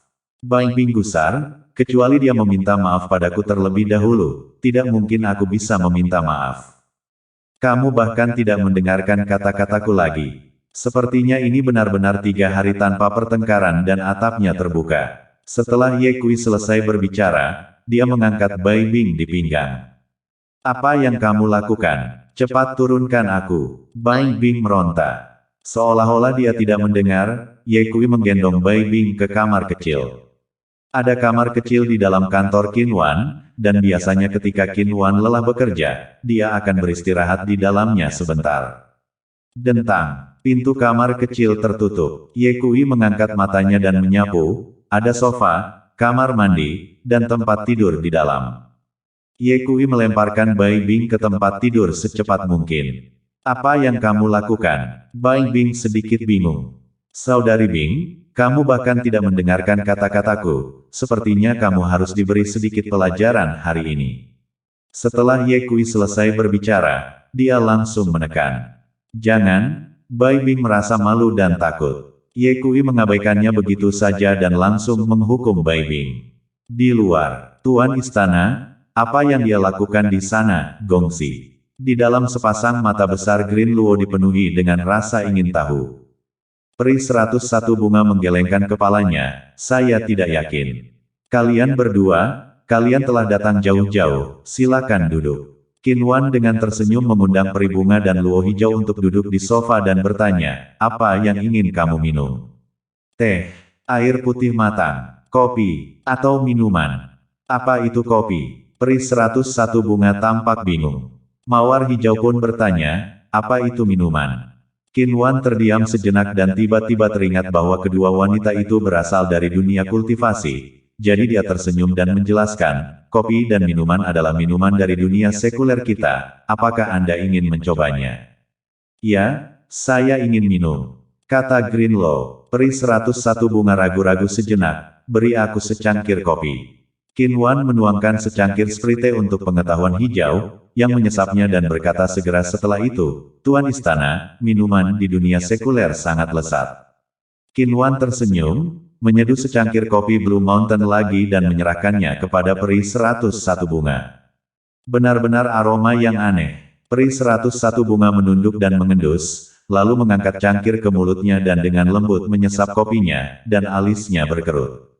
Rasanya terlalu pahit. Tuan Istana, apakah kopinya enak? Teratai hijau bertanya. Peri 101 bunga tidak mengatakan apa-apa, lalu dia menyesap kopi lagi, menutup matanya dan merasakannya dengan hati-hati, dan berkata, ketika saya pertama kali meminumnya, rasanya sangat pahit, tetapi ketika saya mencicipinya dengan hati-hati, saya menemukan bahwa setelah kepahitan, ada aroma dan rasa manis yang samar-samar, rasanya sangat unik. Orang-orang di dunia sekuler Anda suka meminum ini. Qin Wan berkata, orang-orang di sini harus pergi bekerja setiap hari, mereka harus berlarian mencari nafkah, mereka berada di bawah banyak tekanan, kopi dapat menyegarkan pikiran, begitu banyak orang yang bekerja menyukainya. Rasa kopi yang pahit dan kemudian manis juga sangat mirip dengan kehidupan. Kehidupan, cahaya terang bersinar di mata peri 101 bunga saat dia menatap Qin Wan dan tersenyum. Itu adalah komentar yang sangat bagus yang kamu buat barusan. Siapa namamu? Nama saya Qin Wan. Qin Wan tersenyum. Namaku peri 101 bunga, dari istana 101 bunga. Ini adalah pembantuku, teratai hijau. Peri 101 bunga menyelesaikan perkenalannya dan berkata, Nona Qin, suatu kehormatan bertemu dengan Anda, semoga kita bisa menjadi teman baik di masa depan. Qin Wan tertawa dan berkata, bagaimana kita bisa berteman, lebih baik kita menjadi saudara yang baik. Peri bunga tidak mendengar makna yang lebih dalam dari kata-kata Qin Wan dan menganggukkan kepalanya dan tersenyum ringan, memberikan, yang lembut. Suara aneh keluar dari dalam ruang tunggu. Itu seperti isak tangis. Tinggi dan rendah pada waktu tertentu. Ini adalah aliran yang konstan. Semua orang bisa mendengar bahwa itu adalah suara Bai Bing. Qin Wan langsung tersipu dan mengumpat dalam hatinya, sungguh merepotkan, pria jahat besar ini. Bagaimana dia bisa menghukum Bai Bing seperti ini di siang hari? Peri 101 bunga bertanya, apa yang terjadi di sana? Qin Wan berkata dengan kaku, Ye Kui sedang menghukum Bai Bing. Tuan istana, sepertinya wanita itu sedang dihukum berat oleh Duke. Luo hijau berbisik. Suara yang datang dari dalam ruang istirahat lebih keras dari satu sama lain. Peri 101 bunga berpikir sejenak dan berkata, sebenarnya, saya juga bersalah dalam hal ini, tidak adil untuk menghukumnya sendirian, saya bersedia menerima hukuman. Setelah mengatakan itu, peri bunga berjalan menuju ruang tunggu. Qin Wan terkejut menatap peri 101 bunga berjalan menuju kamar kecil. Jika dia menatap ini, semua orang akan mati karena malu. Dia dengan cepat memblokir di depan peri 101 bunga. Peri, tolong tinggallah. Qin Wan berkata, Ye Kui sedang menghukum Bai Bing di dalam. Tidak pantas bagimu untuk masuk saat ini. Mengapa tidak pantas? Peri 101 bunga berkata, saya menerima hukuman dengan sukarela. Qin Wan bingung, benar-benar tidak pantas untuk masuk saat ini. Suara di dalam menjadi lebih keras. Saudari Wan, apa sebenarnya yang dilakukan Duke untuk menghukum wanita itu? Green Luo bertanya sambil memanggil dengan penuh kasih sayang kepada saudari Wan. Peri 101 bunga juga memiliki ekspresi bingung di wajahnya. Qin Wan mengerti bahwa kedua wanita ini sangat polos dan belum pernah mengalami hal semacam itu. Jika tidak, mereka tidak akan pernah mengajukan pertanyaan seperti itu. Bagaimana seseorang bisa menjelaskannya? Setelah memikirkannya, Qin Wan berkata, Bai Bing sedang dicambuk di dalam. Apa? Cambuk. Wajah kecil Green Luo tampak terkejut dan berkata, bagaimana mungkin Duke mencambuk seorang wanita? Ini terlalu kejam. Peri 101 bunga berkata, di dunia kultivasi kita, hanya mereka yang melakukan kesalahan besar yang akan dicambuk. Aku hanya bertengkar dengannya, itu bukan hukuman yang berat, tidak, aku harus menghentikannya. Menatap situasinya tidak tepat, Qin Wan mencoba menghentikannya lagi, tetapi peri 101 bunga sudah siap untuk itu, dan dengan memutar pinggangnya, tubuhnya seperti cabang pohon willow yang lemah, menabrak Qin Wan dan mencapai pintu dalam satu langkah. Jangan, sebelum Qin Wan bisa menyelesaikan kalimatnya, peri 101 bunga sudah mendorong pintu ruang tunggu. Detik berikutnya, seperti kelinci yang ketakutan, peri 101 bunga memekik dan dengan cepat mundur. Tuan istana, ada apa denganmu? Saat teratai hijau berbicara, dia juga muncul di ambang pintu ruang tunggu dan mengulurkan tangan untuk menatap ke dalam. Green Loh juga menjerit, panik, mundur, tersipu dan berkata, Deduke dia. Penghuni, peri 101 bunga mengumpat dengan marah, memikirkan adegan yang baru saja ditatapnya membuatnya tersipu. Green Luo berkata dengan malu-malu, Saudari Wan, kau bilang itu cambuk. Luo hijau, peri 101 bunga memelototi Green Luo, diam-diam berkata, sudah kali ini, mengapa kamu tidak mengerti? Qin Wan datang ke pintu dan melirik ke dalam, hanya untuk menatap Ye Kui menekan Bai Bing. Hukumannya sangat kuat, wajah merah buru-buru menutup pintu ruang tunggu. Dia menatap kembali ke peri 101 bunga dan pengetahuan hijau. Mereka hanya menatap bahwa keduanya menundukkan kepala dan wajah mereka memerah karena malu. Aku sudah bilang jangan masuk, tapi siapa yang menyuruhmu untuk tidak mendengarkan? Sekarang kamu malu. Qin Wan merasa geli dan melanjutkan, Bai Bing adalah orang kepercayaan Ye Kui. Mereka berdua sering melakukan ini, jadi jangan pedulikan. Sering seperti ini, anak laki-laki itu terlalu baik. Greenrocks berpikir sendiri. Apa hubunganmu dengan dia? Peri 101 bunga bertanya pada Qin Wan. Qin Wan berkata dengan ramah, saya juga orang kepercayaan Ye Kui. Peri 101 bunga berkata, dia beruntung memiliki dua orang kepercayaan yang sedang berkembang. Qin Wan memuji, kamu juga sangat tampan, kamu tertatap seperti dua bunga, tidak heran Bai Bing salah paham. Wanita senang mendengar pujian, dan ketika peri 101 bunga dan teratai hijau mendengar kata-kata Qin Wan, senyuman muncul di wajah mereka. Pada saat ini, suara-suara di dalam ruang tunggu semakin keras. Wajah peri 101 bunga dan Green Luo semakin memerah. Tinggal di sini tidak hanya memalukan bagi mereka, tetapi juga merupakan bentuk penyiksaan. Dua peri, mengapa saya tidak mengajak kalian berkeliling di klub kecantikan saya? Qin Wan menyarankan. Peri 101 bunga hendak mengatakan sesuatu ketika Green Luo berkata, Tuanku telah memerintahkan kami untuk tinggal di sini dan tidak pergi kemanapun. Gadis ini, Qin Wan tidak berdaya untuk sementara waktu. Waktu berlalu dengan tenang. 20 menit lagi telah berlalu. Akhirnya, suara-suara di dalam ruang tunggu berhenti. Ye Kui, kamu telah menghabisiku. Bai Bing mengeluh. Mereka semua baru saja menatapnya, saya tidak punya muka untuk hidup. Ye Kui juga tidak menyangka situasi ini akan terjadi, tetapi dia tidak memasukkannya ke dalam hati dan berkata, jangan khawatir, saudari Wan pernah mengalami hal semacam ini, tidak ada yang perlu dipermalukan. Jika saudari Wan adalah satu-satunya, saya tentu saja tidak akan mengatakan apa-apa, kuncinya adalah kedua wanita itu menatapnya.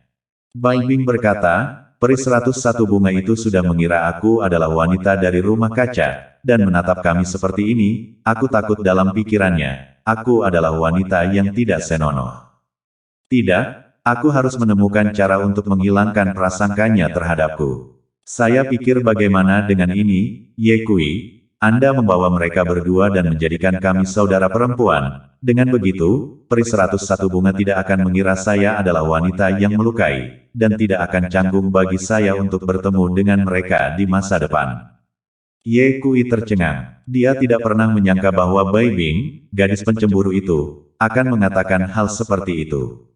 Saudari Bing, kamu memintaku untuk menghabisi peri 101 bunga sebelumnya. Mengapa kamu berubah pikiran sekarang? Otakmu berubah terlalu cepat, kan? Bai Bing memelototi Ye Kui dan berkata, aku sebenarnya tidak marah padanya, aku marah padamu. Kamu tidak mencariku terakhir kali kamu kembali. Kamu benar-benar pergi mencari Sulu Zhang. Aku kesal. Ngomong-ngomong, apakah Su Xiao Xiao juga dilakukan olehmu? Dia sedang bekerja 2 hari itu dan aku menatapnya berjalan dengan tidak benar.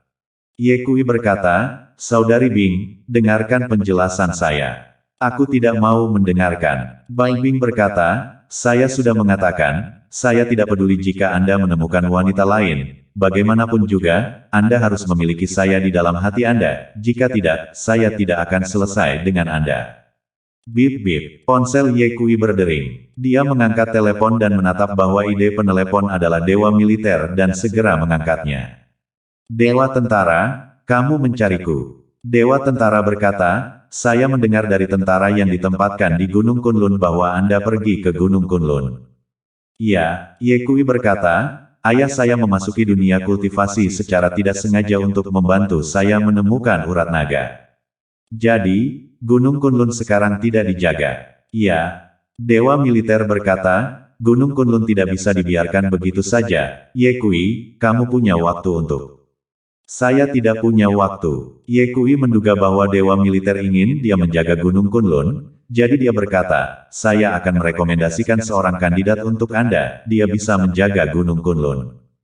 Siapa itu? Dewa perang bertanya. Si alis panjang. Ye Kui berkata, benda tua ini telah menerobos ke alam raja. Oh, dewa tentara sedikit terkejut dan berkata, alis panjang adalah kandidat yang bagus, aku khawatir benda tua itu tidak akan setuju. Ye Kui berkata, kamu masih belum tahu karakter benda tua itu, selama ada keuntungan, dia tidak akan menolak. Ngomong-ngomong, dia telah memikirkan peti mati giok putih berkualitas sangat tinggi itu. Dewa militer tertawa dan berkata, saya mengerti, saya akan memanggil alis panjang. Benar Ye Kui, ada satu hal lagi. Ada hal lain yang harus kulakukan, aku akan menutup telepon dulu.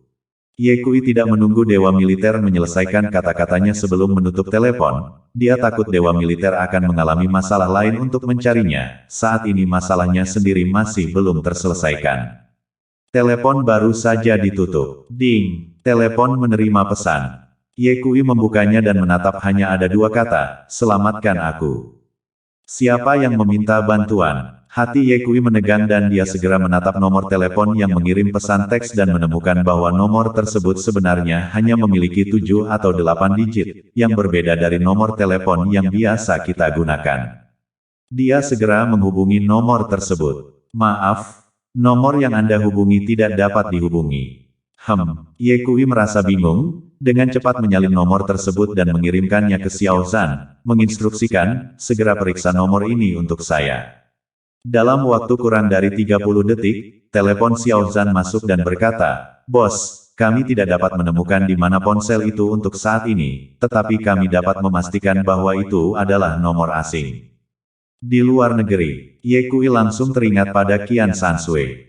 Mungkinkah sesuatu telah terjadi pada Xiao Sui? Hati Ye Kui tegang dan dia dengan cepat menghubungi nomor Akiyama Nange. Teleponnya dijawab, Ye Kui, mengapa Anda berpikir untuk menelepon saya? Akiyama Nange bertanya dengan suara lembut. Apakah kalian baik-baik saja? Ye Kui bertanya. Cukup baik, ada apa? Namo Akiyama bertanya. Tidak ada, saya hanya khawatir. Ye Kui menghela nafas lega dan berkata, aku akan datang menemui kalian dalam beberapa hari. Oke, telepon ditutup dan Ye Kui mengerutkan kening. Dari siapa pesan mara bahaya ini berasal? Apakah itu berarti itu adalah pesan teks penipuan? Ye Kui bertanya pada Bai Bing, baru-baru ini, Saudari Lin, dan rekan-rekan dari Departemen Pengobatan Tiongkok, semuanya ada di Jiangsu, bukan? Bai Bing berkata, saya telah melakukan perjalanan bisnis yang luar biasa selama beberapa hari dan saya sudah kembali, dan rekan-rekan saya dari Departemen Pengobatan Tiongkok sedang bekerja setiap hari, mengapa? Tidak ada. Ye Kui menyimpan ponselnya, berpikir bahwa itu mungkin pesan teks palsu, dan tidak terlalu memperhatikannya. Bai Bing berkata, Ye Kui, apa yang baru saja kukatakan padamu, kamu harus bergegas, kalau tidak, aku benar-benar tidak punya muka untuk hidup. Ada apa? Ye Kui bertanya dengan sadar. Ini tentang memintamu untuk mengambil peri 101 bunga dan mawar hijau. Kamu harus memperhatikannya. Jika kamu membutuhkan aku untuk melakukan sesuatu, tanyakan saja. Saudari Bing, saat ini ada satu hal yang harus kamu lakukan. Bai Bing bertanya, apakah Anda ingin saya meminta maaf kepada peri 101 bunga? Ye Kui mengangguk sedikit. Tidak masalah. Bai Bing setuju dalam satu tarikan napas. Kalau begitu ayo keluar, kata Ye Kui. Bai Bing sedikit malu dan berkata, bolehkah saya tidak keluar? Ye Kui berkata, bukankah kamu harus meminta maaf kepada peri 101 bunga? Bagaimana kamu tidak bisa keluar? Dia tidak punya pilihan selain mengenakan pakaiannya, tetapi begitu dia turun dari tanah, kakinya lemas dan dia hampir jatuh ke tanah. Bai Bing mendongak dan memelototi Ye Kui, ini semua salahmu. Ye Kui tertawa, aku tidak tahu siapa itu barusan, tapi mereka berteriak dan mengatakan mereka merasa nyaman pada saat yang sama. Kamu masih mengatakan itu. Wajah Bai Bing memerah, hati-hati, aku tidak bisa mengampunimu. Ya, ayo lanjutkan. Yuk, khawatir Ye Kui akan mendapatkan ide buruk lainnya. Bai Bing bergegas keluar dari kamar kecil, dan begitu dia keluar, dia menyadari bahwa ketiga orang di luar sedang menatapnya. Sikat, dengan wajah merah, Bai Bing berjalan ke arah peri 101 bunga dan berkata, saya melakukan sesuatu yang salah sebelumnya, saya minta maaf kepada Anda, saya minta maaf. Peri 101 bunga berkata, kamu tidak perlu meminta maaf, aku juga salah tadi. Saudari Wan, kamu tinggal bersama mereka, aku akan kembali dulu. Bai Bing berkata, dan meninggalkan tempat itu seolah-olah dia melarikan diri. Ketika Ye Kui keluar dari kamar kecil, dia melirik ke arah peri 101 bunga dan mawar hijau. Kedua wanita itu teringat akan pemandangan yang mereka tatap sebelumnya dan memerah seperti darah, menundukkan kepala dan tidak berani menatapnya. Ye Kui bertindak seolah-olah dia tidak menatapnya dan berkata, Saudari Wan, peri 101 bunga dan luo hijau adalah teman dari dunia kultivasi. Mereka tidak tahu banyak tentang tempat ini, jadi akan sulit bagimu untuk menemani mereka dalam beberapa hari ke depan dan menunjukkan kepada mereka lingkungan di sini. Benar, carikan tempat untuk mereka tinggal. Mereka akan tinggal di dunia sekuler selama setahun. Qin Wan setuju sambil tersenyum, jangan khawatir jika Anda menyerahkan mereka kepada saya akan menemani mereka. Ye Kui menghela nafas dan berkata kepada peri 101 bunga dan teratai hijau, tempat kita berbeda dengan dunia kultivasi, kamu harus beradaptasi secepat mungkin. Setiap warga negara di tempat kita terikat oleh hukum, kamu tidak boleh membuat masalah, apalagi melakukan kejahatan, dan dengarkan kakawan, mengerti? Luo hijau mengangguk dan berkata, aku tahu. Bagaimana denganmu? Ye Kui menatap bahwa peri 101 bunga tidak menanggapi dan bertanya. Peri 101 bunga mengangkat kepalanya, tidak tahu mengapa, begitu dia menatap mata Ye Kui, dia tidak bisa tidak memikirkan pemandangan yang dia tatap sebelumnya, dan jantungnya berdebar. Peri 101 bunga dengan cepat menundukkan kepalanya dan berkata dengan lembut, aku tahu. Baiklah, masih ada yang harus saya lakukan, saya akan pergi dulu. Ye Kui memberikan pandangan ke Qin Wan. Qin Wan mengerti dan berkata, dua peri, kalian duduk sebentar, aku akan mengantar Ye Kui pergi. Qin Wan mengikutinya keluar. Di koridor, Ye Kui berbisik, Saudari Wan, kamu harus mengawasi mereka, terutama peri 101 bunga, emosinya sangat buruk, jangan biarkan dia membuatku kesulitan. Jangan khawatir, aku akan mengawasi mereka. Qin Wan bertanya, apakah kamu akan datang ke rumahku malam ini, atau haruskah aku yang mendatangimu? Apa? Apakah kamu merindukanku? Ye Kui melingkarkan lengannya di sekitar Qin Wan, tangannya merasakan kehalusan pinggangnya, dan berkata, aku akan datang malam ini. Bip bip bip bip. Sebelum Ye Kui menyelesaikan kata-katanya, ponselnya berdering, mengeluarkannya dan menatap bahwa itu adalah dewa tentara yang menelepon. Tanpa berpikir panjang, Ye Kui langsung menutup teleponnya. Panggilan dewa tentara, mengapa kamu tidak menjawabnya? Qin Wan bingung. Ye Kui berkata, saat aku bersamamu, aku tidak ingin menjawab telepon siapapun. Qin Wan tersenyum dan mencium pipi Ye Kui. Bip bip bip bip. Ponsel Ye Kui berdering lagi, masih dari dewa militer, dan dia hendak menutup telepon, tetapi dihentikan oleh Qin Wan. Sebaiknya kamu menjawabnya, mungkin dewa perang sedang mencarimu dengan segera, kata Qin Wan. Alasan mengapa Ye Kui tidak menjawab telepon adalah karena dia takut Jun Sen akan mencari masalah untuknya. Jadi dia dengan cepat mengklik tolak dan kemudian memeluk Qin Wan dan berkata, Saudari Wan, mengapa kita tidak memainkan sesuatu yang berbeda malam ini? Ide buruk apa yang kamu punya lagi? Qin Wan bertanya. Ye Kui tersenyum buruk dan berkata, malam ini kamu berganti menjadi rok pendek, kurangi pakaianmu dan kita akan pergi ke alam bebas. Bagus kamu telur besar yang jahat, kamu hanya tahu bagaimana menggertakku. Qin Wan memukul Ye Kui 2 kali dengan kepalan tangan merah mudanya dan berkata, saya baru saja membeli rok pendek 2 hari yang lalu, saya mencucinya dan belum memakainya. Dudu-dudu, telepon berdering lagi. Nenek, kenapa tidak pernah berakhir? Ye Kui sedikit kesal. Angkatlah, dewa militer terus meneleponmu, sepertinya dia ingin bertemu denganmu untuk sesuatu. Kata Qin Wan. Ye Kui mengangkat telepon. Dasar sompret, kenapa kamu tidak menjawab panggilanku? Apakah ekormu sudah naik ke udara sejak kamu menjadi dewa perang kerajaan Zen? Dewa perang berkata dengan tidak puas. Aku sibuk, untuk apa kamu mencariku? Ye Kui bertanya. Dewa tentara berkata, datanglah ke ibu kota segera. Ye Kui tertegun, sekarang. Benar, sekarang juga. Dewa militer berkata, Senior Tang menunggumu di gedung 81. Donald dipanggil. Mata Ye Kui menyipit, menyadari bahwa ada sesuatu yang tidak sederhana, dan bertanya, Dewa Perang, tentang apa yang Senior Tang ingin bertemu denganku. Kamu akan tahu kapan kamu tiba, ingat, segera pergi ke ibu kota. Dewa tentara menutup telepon setelah dia selesai berbicara. Ye Kui mengerutkan kening dan merenung. Ada apa?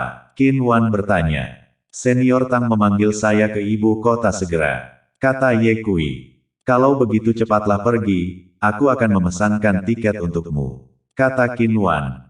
Ye Kui memeluk Qin Wan dengan wajah enggan dan berkata, Saudari Wan, maafkan aku ingin, di malam hari. Saya mengerti. Qin Wan dengan lembut berkata, kali ini berhutang, ketika kamu kembali bersama untuk memberi kompensasi padaku. Tidak masalah. Bu, Ye Kui mencium Qin Wan dan bergegas keluar pintu, langsung menuju ke bandara. 3 jam kemudian, pesawat mendarat di Bandara Internasional Ibu Kota. Ye Kui baru saja keluar dari dalam bandara ketika dia menatap Ye Wu Wei berdiri di samping sebuah mobil berbendera merah besar, mengenakan setelan jas dan tersenyum.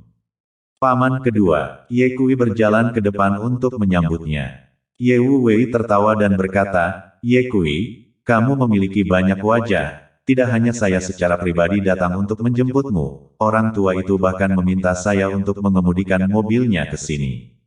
Paman kedua, tahukah kamu, apa yang terjadi? Ye Kui bertanya. Ye Wu Wei menggelengkan kepalanya dan tertawa. Saya tidak berkecimpung di dunia politik, bagaimana mungkin saya tahu tentang hal-hal rahasia? Masuklah ke dalam mobil, Senior Tang dan yang lainnya menunggumu.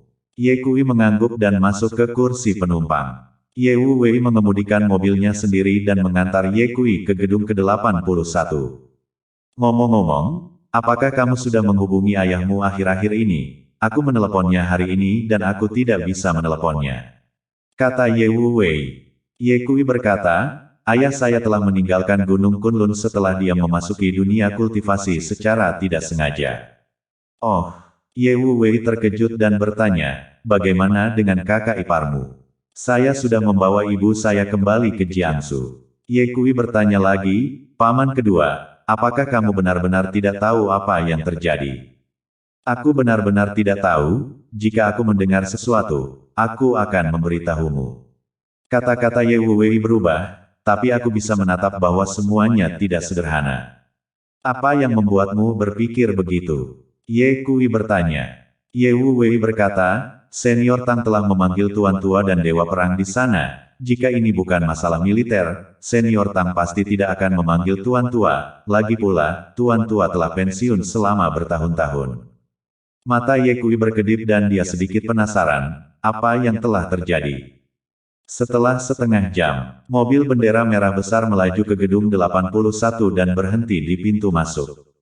Karena itu adalah mobil Master Ye dengan beberapa tiket khusus yang tergantung di atasnya, tidak ada yang ditanyai. Ye Kui, kesinilah kamu akan dikirim. Kata Ye Wu Wei. Terima kasih, paman kedua. Ye Kui mendorong pintu dan keluar dari mobil. Benar Ye Kui, pulanglah untuk makan malam setelah semuanya selesai, bibimu mendengar kamu akan datang dan sudah pergi berbelanja makanan. Jangan tatap dia sudah bertahun-tahun tidak memasak, tapi masakannya pasti lebih baik daripada koki hotel bintang 5. Kata Ye Wu Wei. Bagus. Ye Kui tersenyum dan berbalik untuk memasuki gedung. Statusnya saat ini bukan lagi prajurit kecil istana dunia bawah, tetapi dewa perang kerajaan Zen, dan tidak akan terlalu berlebihan untuk menggambarkannya dengan frase kekuatan besar. Setelah memasuki gedung, jalannya tidak terhalang, dan orang-orang yang menatapnya memberi hormat. Dewa Perang Ye, seorang jenderal dengan bintang emas di pundaknya bergegas mendekat dan menyapa Ye Kui sambil tersenyum. Di mana Senior Tang? Ye Kui bertanya. Senior Tang sedang menunggumu di kantornya, tolong ikuti saya. Sang jenderal selesai berbicara dan membawa Ye Kui langsung ke lantai 9. Keduanya tiba di kantor Senior Tang. Tok ketok. Sang jenderal mengetuk pintu dan berkata, Senior Tang, Dewa Perang Ye telah tiba. Biarkan dia masuk. Suara Senior Tang keluar dari dalam.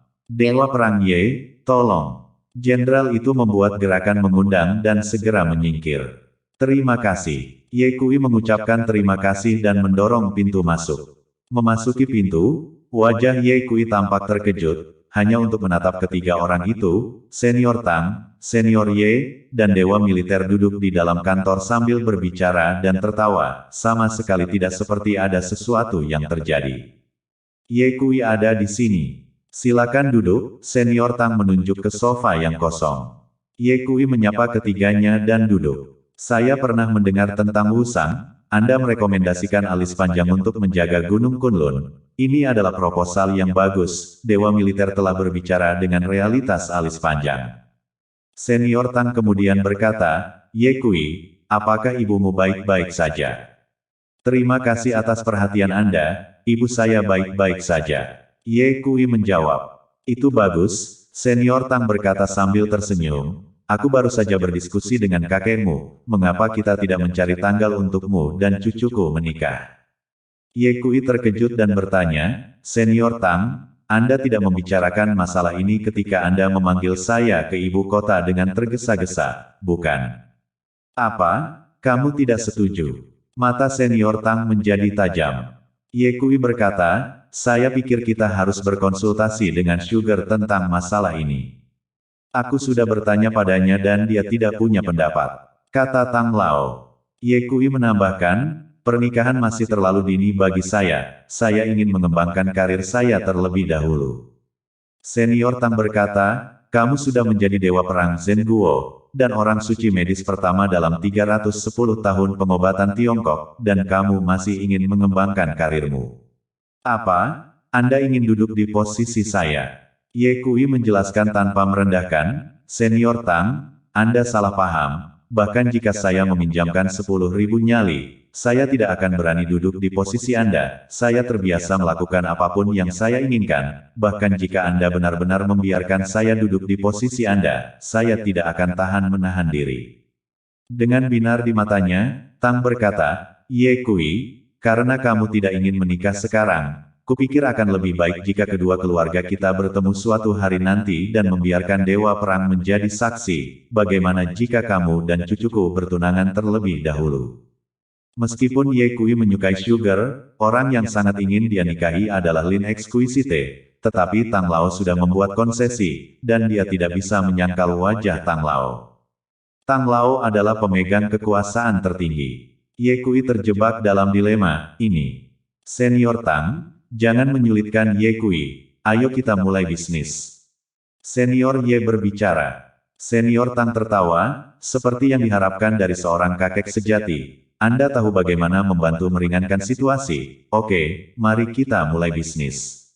Wajah Senior Tang berubah menjadi serius saat dia berkata, Ye Kui, kali ini aku memanggilmu ke ibu kota karena aku menghadapi masalah yang tidak bisa kuputuskan.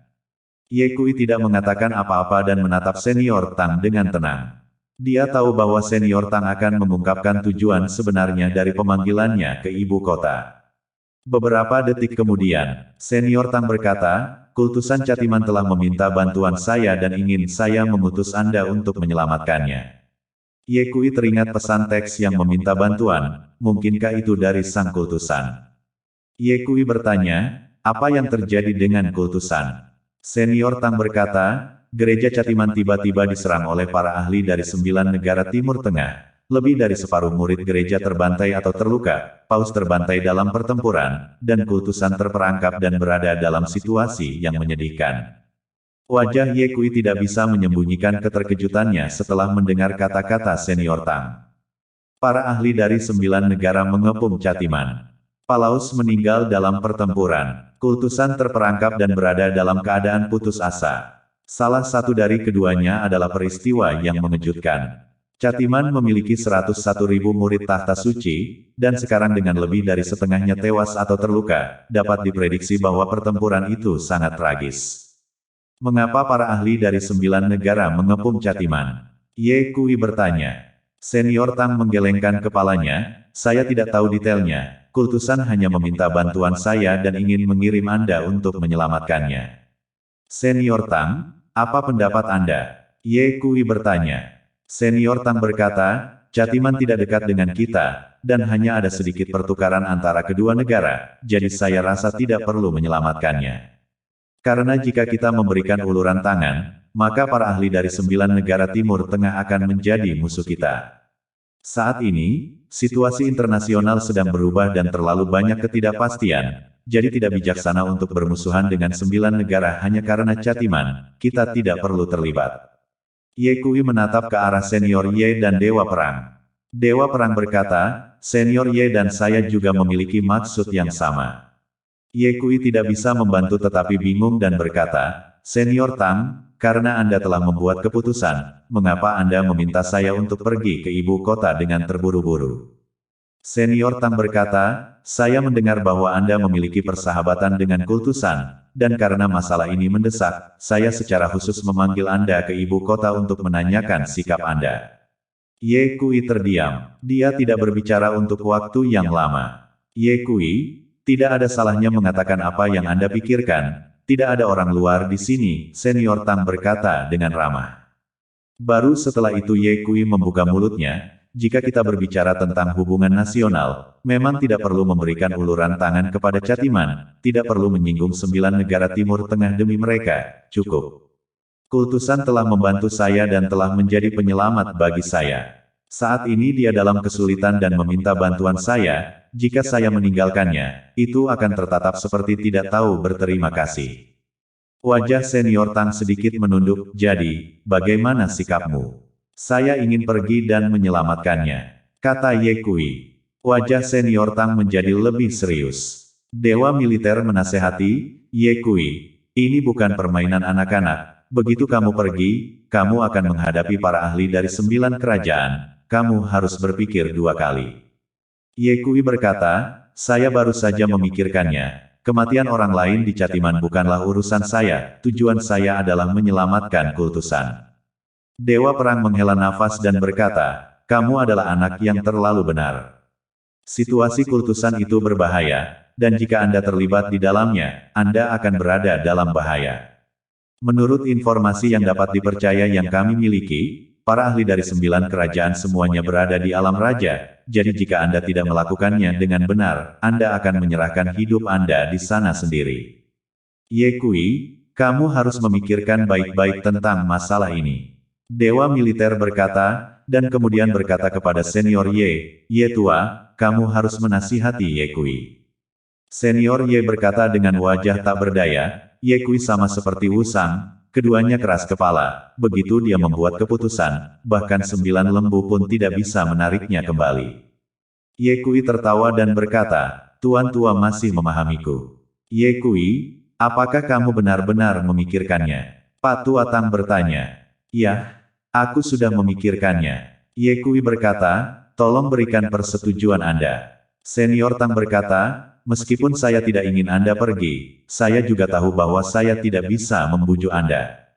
Karena kamu sudah mengambil keputusan, maka kamu bisa menatapnya sendiri. Saya punya beberapa poin yang harus saya sampaikan. Senior Tang berkata, pertama, tindakan ini adalah tindakan pribadimu, bukan tindakan negara.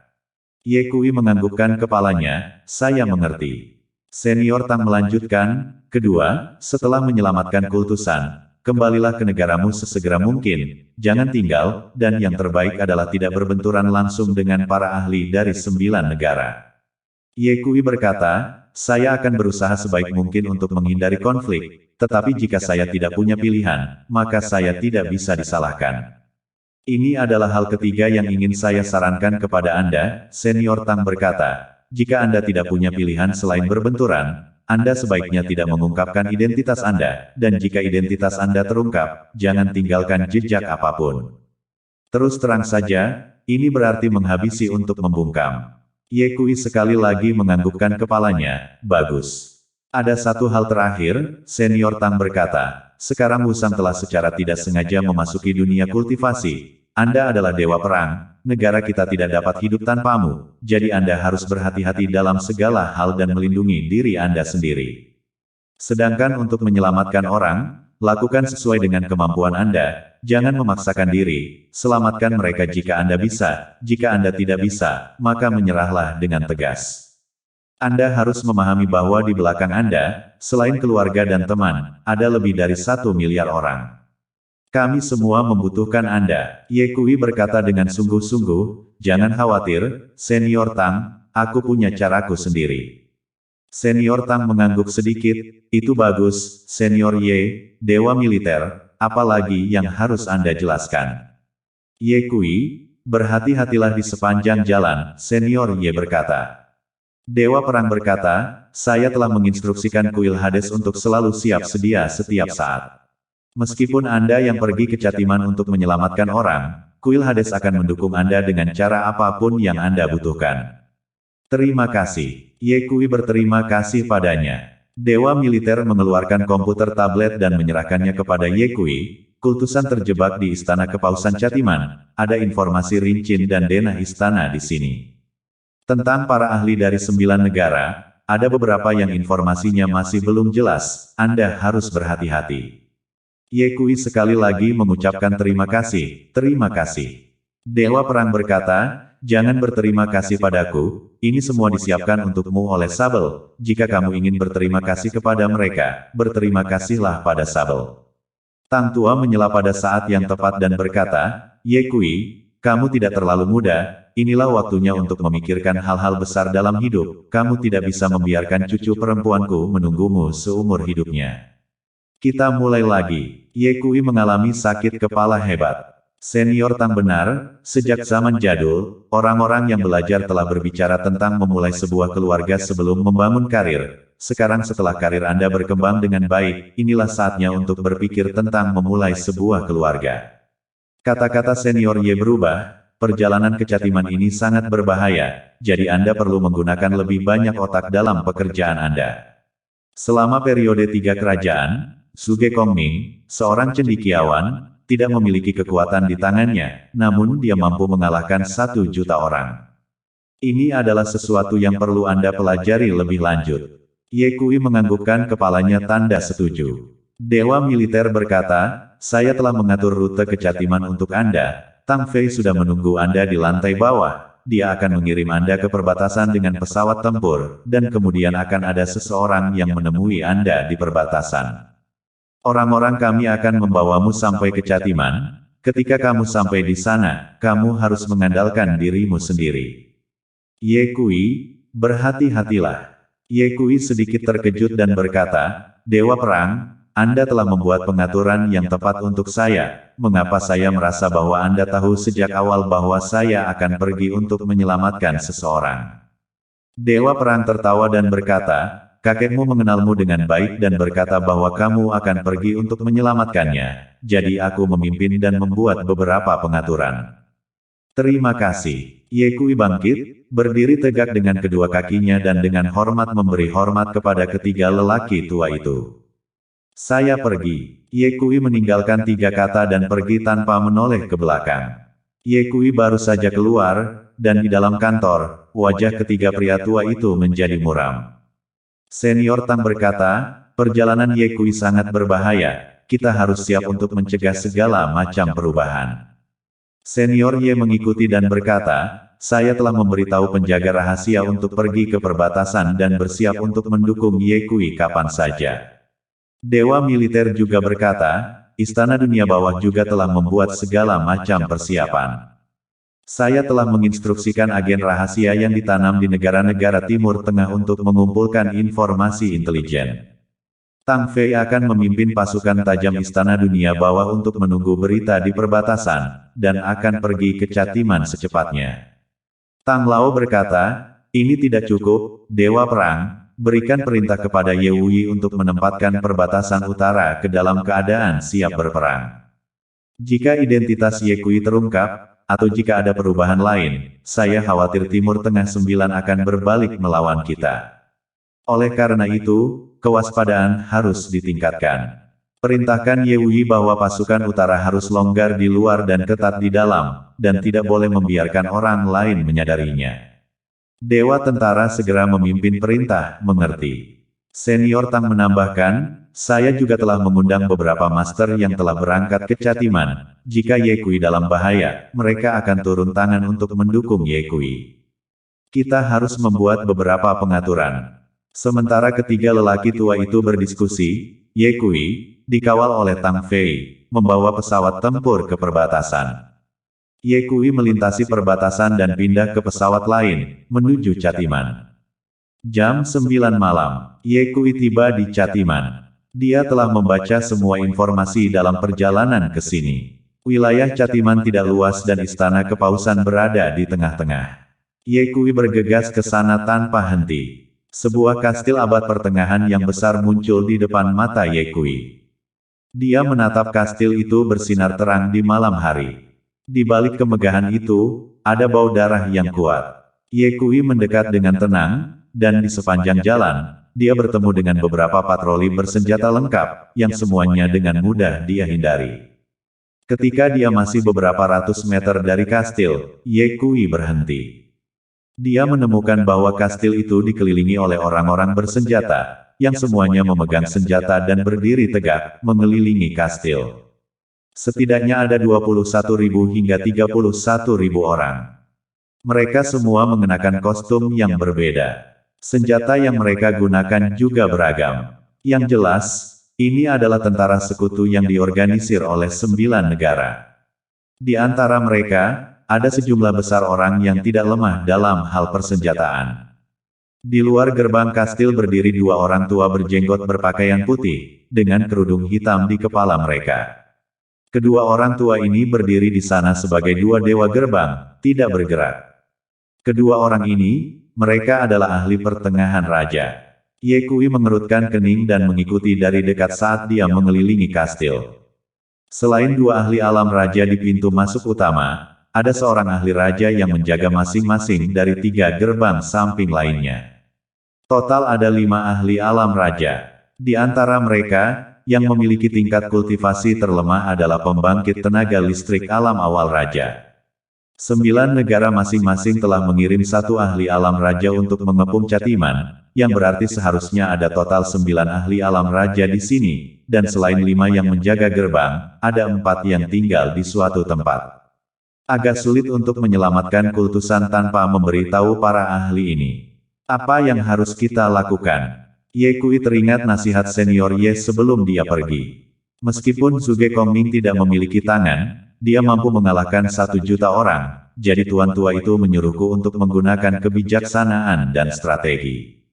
Ada banyak ahli di sini, begitu terekspos, saya akan dikepung.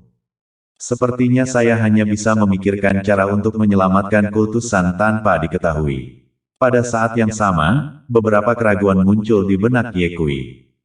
Informasi yang diberikan kepada saya oleh dewa militer mengatakan bahwa kultusan terperangkap di dalam ruang rahasia. Masuk akal untuk mengatakan bahwa bahkan ruangan yang tidak bisa ditembus tidak akan bisa berhenti lama di bawah pengepungan begitu banyak ahli. Mengapa kultusan masih terperangkap? Mengapa para ahli ini mengepung istana dan tidak menghabisi kultusan?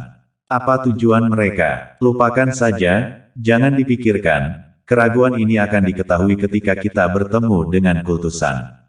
Ye Kui diam-diam pergi ke bawah pohon besar, mengingat denah istana di kepalanya, menentukan lokasi ruang rahasia, dan kemudian menggali kepalanya ke dalam bumi.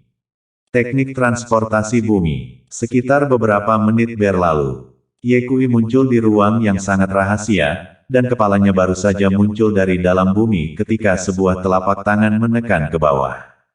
Ini aku, Ye Kui berkata dengan segera. Tangan itu dengan cepat ditarik kembali, Ye Kui.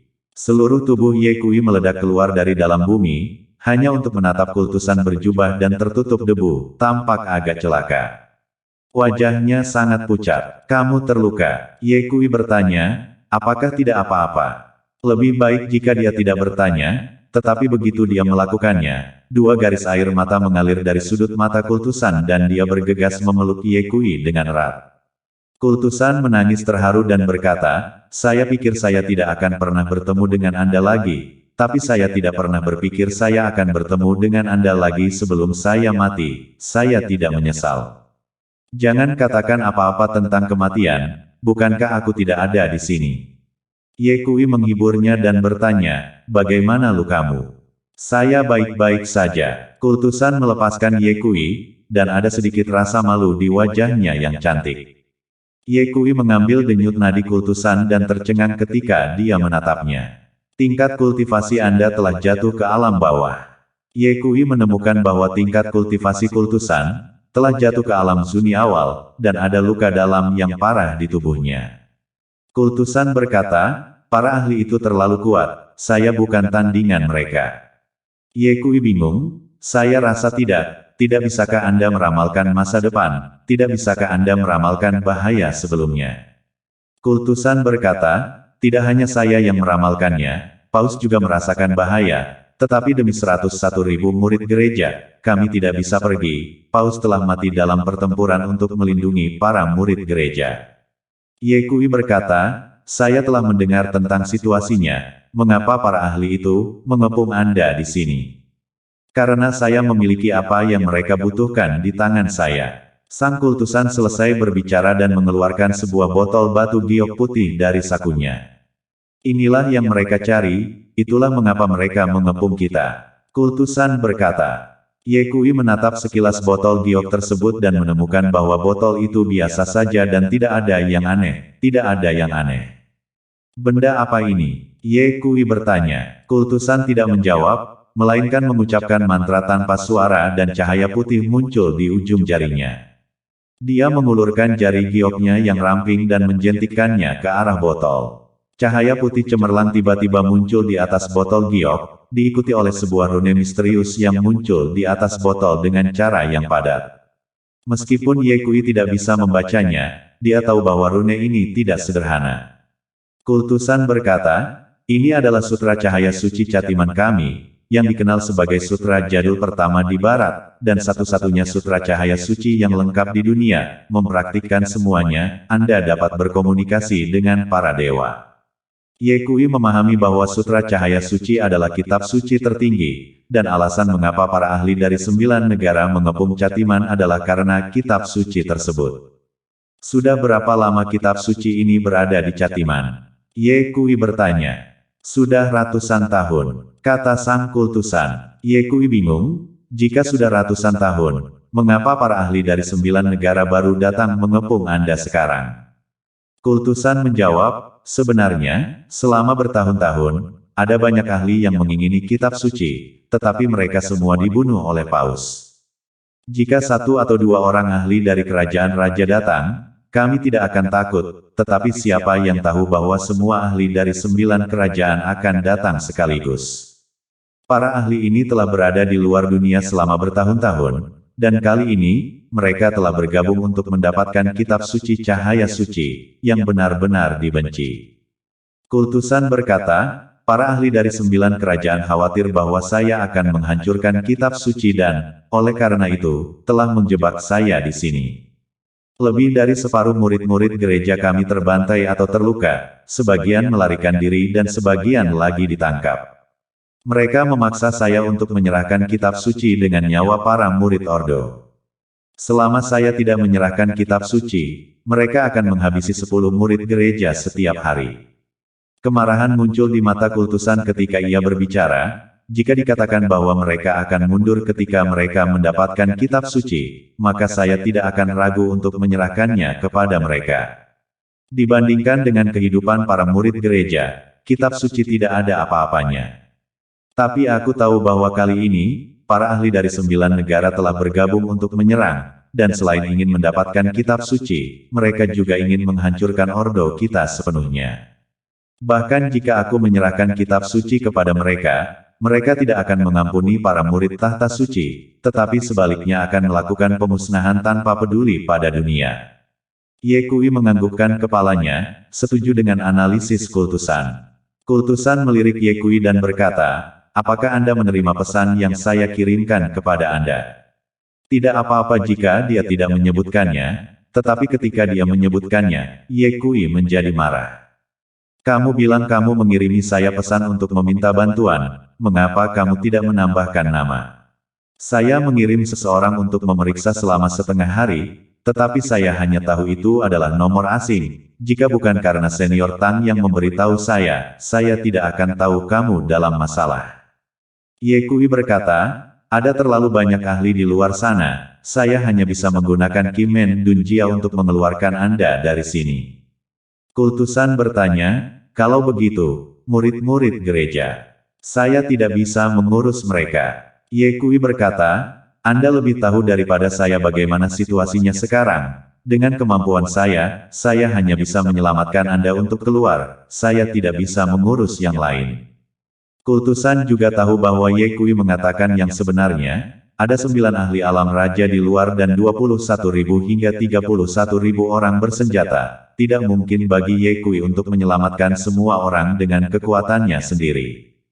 Ye Kui, terima kasih. Sang kultusan berjinjit dan mencium pipi Ye Kui dengan lembut, lalu berkata, saya sudah bersyukur karena kamu sudah datang, pergilah sekarang.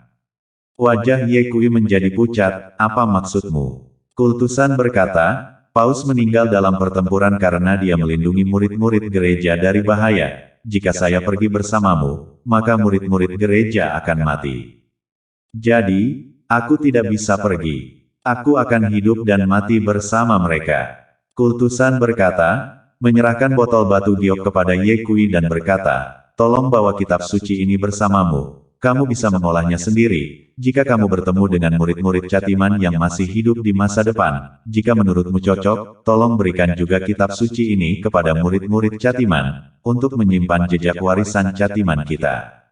Ye Kui benci mengutuk kultusan dengan marah. Saya telah datang dari jauh, bekerja keras untuk menyelamatkan Anda, dan sekarang saya memiliki kesempatan untuk menyelamatkan Anda agar tidak pergi, tetapi Anda benar-benar menyerah, sungguh goblok. Kultusan memandang Ye Kui dengan mata yang indah dan berkata dengan lembut, dalam hidupku, hal yang paling beruntung adalah aku telah bertemu denganmu. Sayang sekali takdir kita harus berakhir di sini. Langkah kaki terdengar di luar ruangan. Wajah sang kultusan sedikit berubah dan berkata, Ye Kui, pergilah. Ye Kui berdiri diam dan tidak bergerak. Kamu harus pergi, jika mereka tahu, itu akan menjadi masalah. Sang kultusan memberikan dorongan kepada Ye Kui.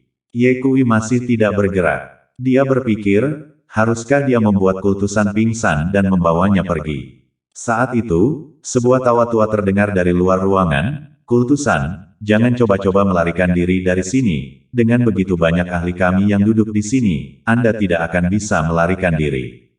Saya menasihati Anda, cepatlah dan serahkan kitab suci cahaya kudus. Dan teman dari Tiongkok itu, karena kau ada di sini, jangan sembunyikan kepalamu, atau keluarlah dan temui dia. Orang yang berbicara itu benar-benar fasih berbahasa Mandarin, dengan standar yang sebanding dengan seorang penyiar. Ye Kui sedikit terkejut, dia telah ditemukan. Sang kultusan buru-buru mengedipkan mata kepada Ye Kui, memberi isyarat agar dia bergegas pergi. Suara di luar pintu itu terdengar lagi. Jika tebakan saya benar, teman Anda dari Tiongkok ini, kultusan, seharusnya adalah Ye Kui, dewa perang kerajaan Zen dan dikenal sebagai orang suci pengobatan, bukan? Kultusan, seorang teman telah datang dari jauh, bawa temanmu ini keluar. Jika Anda terus bersembunyi di dalam dan tidak keluar, ketika kesabaran kami habis, kami tidak akan menunjukkan belas kasihan kepada Anda. Kultusan terus mengedipkan mata kepada Ye Kui, mengisyaratkan agar Ye Kui segera meninggalkan tempat itu.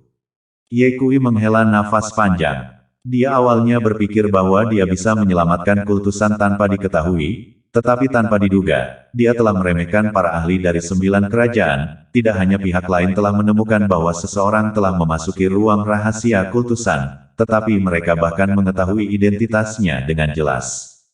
Tampaknya tidak akan semudah itu untuk menyelamatkan kultusan. Kultusan, jika engkau tidak keluar, maka aku yang akan masuk. Suara di luar berkata lagi. Pindah. Kultusan berbisik. Ye Kui tiba-tiba memegang tangan Dio kultusan dan berkata, ayo keluar. Kamu tidak boleh keluar. Kultusan berkata dengan mendesak, sangat berbahaya untuk keluar. Ye Kui tidak menunggu kultusan menyelesaikan kata-katanya sebelum dia menendang pintu ruang rahasia, dan kemudian menarik kultusan keluar dari dalam. Ketika dia mendongak, dia menatap 2 orang berdiri di luar. 2 orang ini yang pernah Ye Kui tatap sebelumnya, mereka adalah 2 orang tua berjenggot berpakaian putih dengan kerudung hitam di kepala mereka yang telah menjaga pintu sebelumnya. Mereka memandang Ye Kui dengan senyum ramah di wajah mereka, dan ekspresi itu seperti teman lama. Siapa di antara kalian yang mengundang saya keluar sekarang? Bahasa Mandarinnya bagus. Ye Kui tertawa. Orang tua di sebelah kirinya tertawa dan berkata, kita semua tahu bahasa Mandarin. Sungguh, tampaknya tanah air telah menjadi kuat dan bahasa Mandarin populer di seluruh dunia. Ye Kui tersenyum dan bertanya, siapa namamu? Orang tua di sebelah kiri berkata, kamu bisa memanggilku Paul. Orang tua di sebelah kanan berkata dengan dingin, nama saya Kal. Kalian berdua, Ye Kui berkata, sejauh yang saya tahu, ada beberapa ahli lain di sini, mengapa saya tidak menatap mereka? Mereka memiliki urusan lain untuk diurus untuk saat ini, jadi mereka mempercayakan kami untuk datang dan bertemu dengan Tuan Ye Kui. Paul berkata sambil tersenyum, Tuan Ye Kui, dengan segala hormat, ini adalah masalah antara kami dan Catiman, jadi tolong jangan ikut campur. Ye Kui tersenyum dan berkata, bagaimana jika saya harus ikut campur? Udah dulu hari ini, ketemu lagi nanti.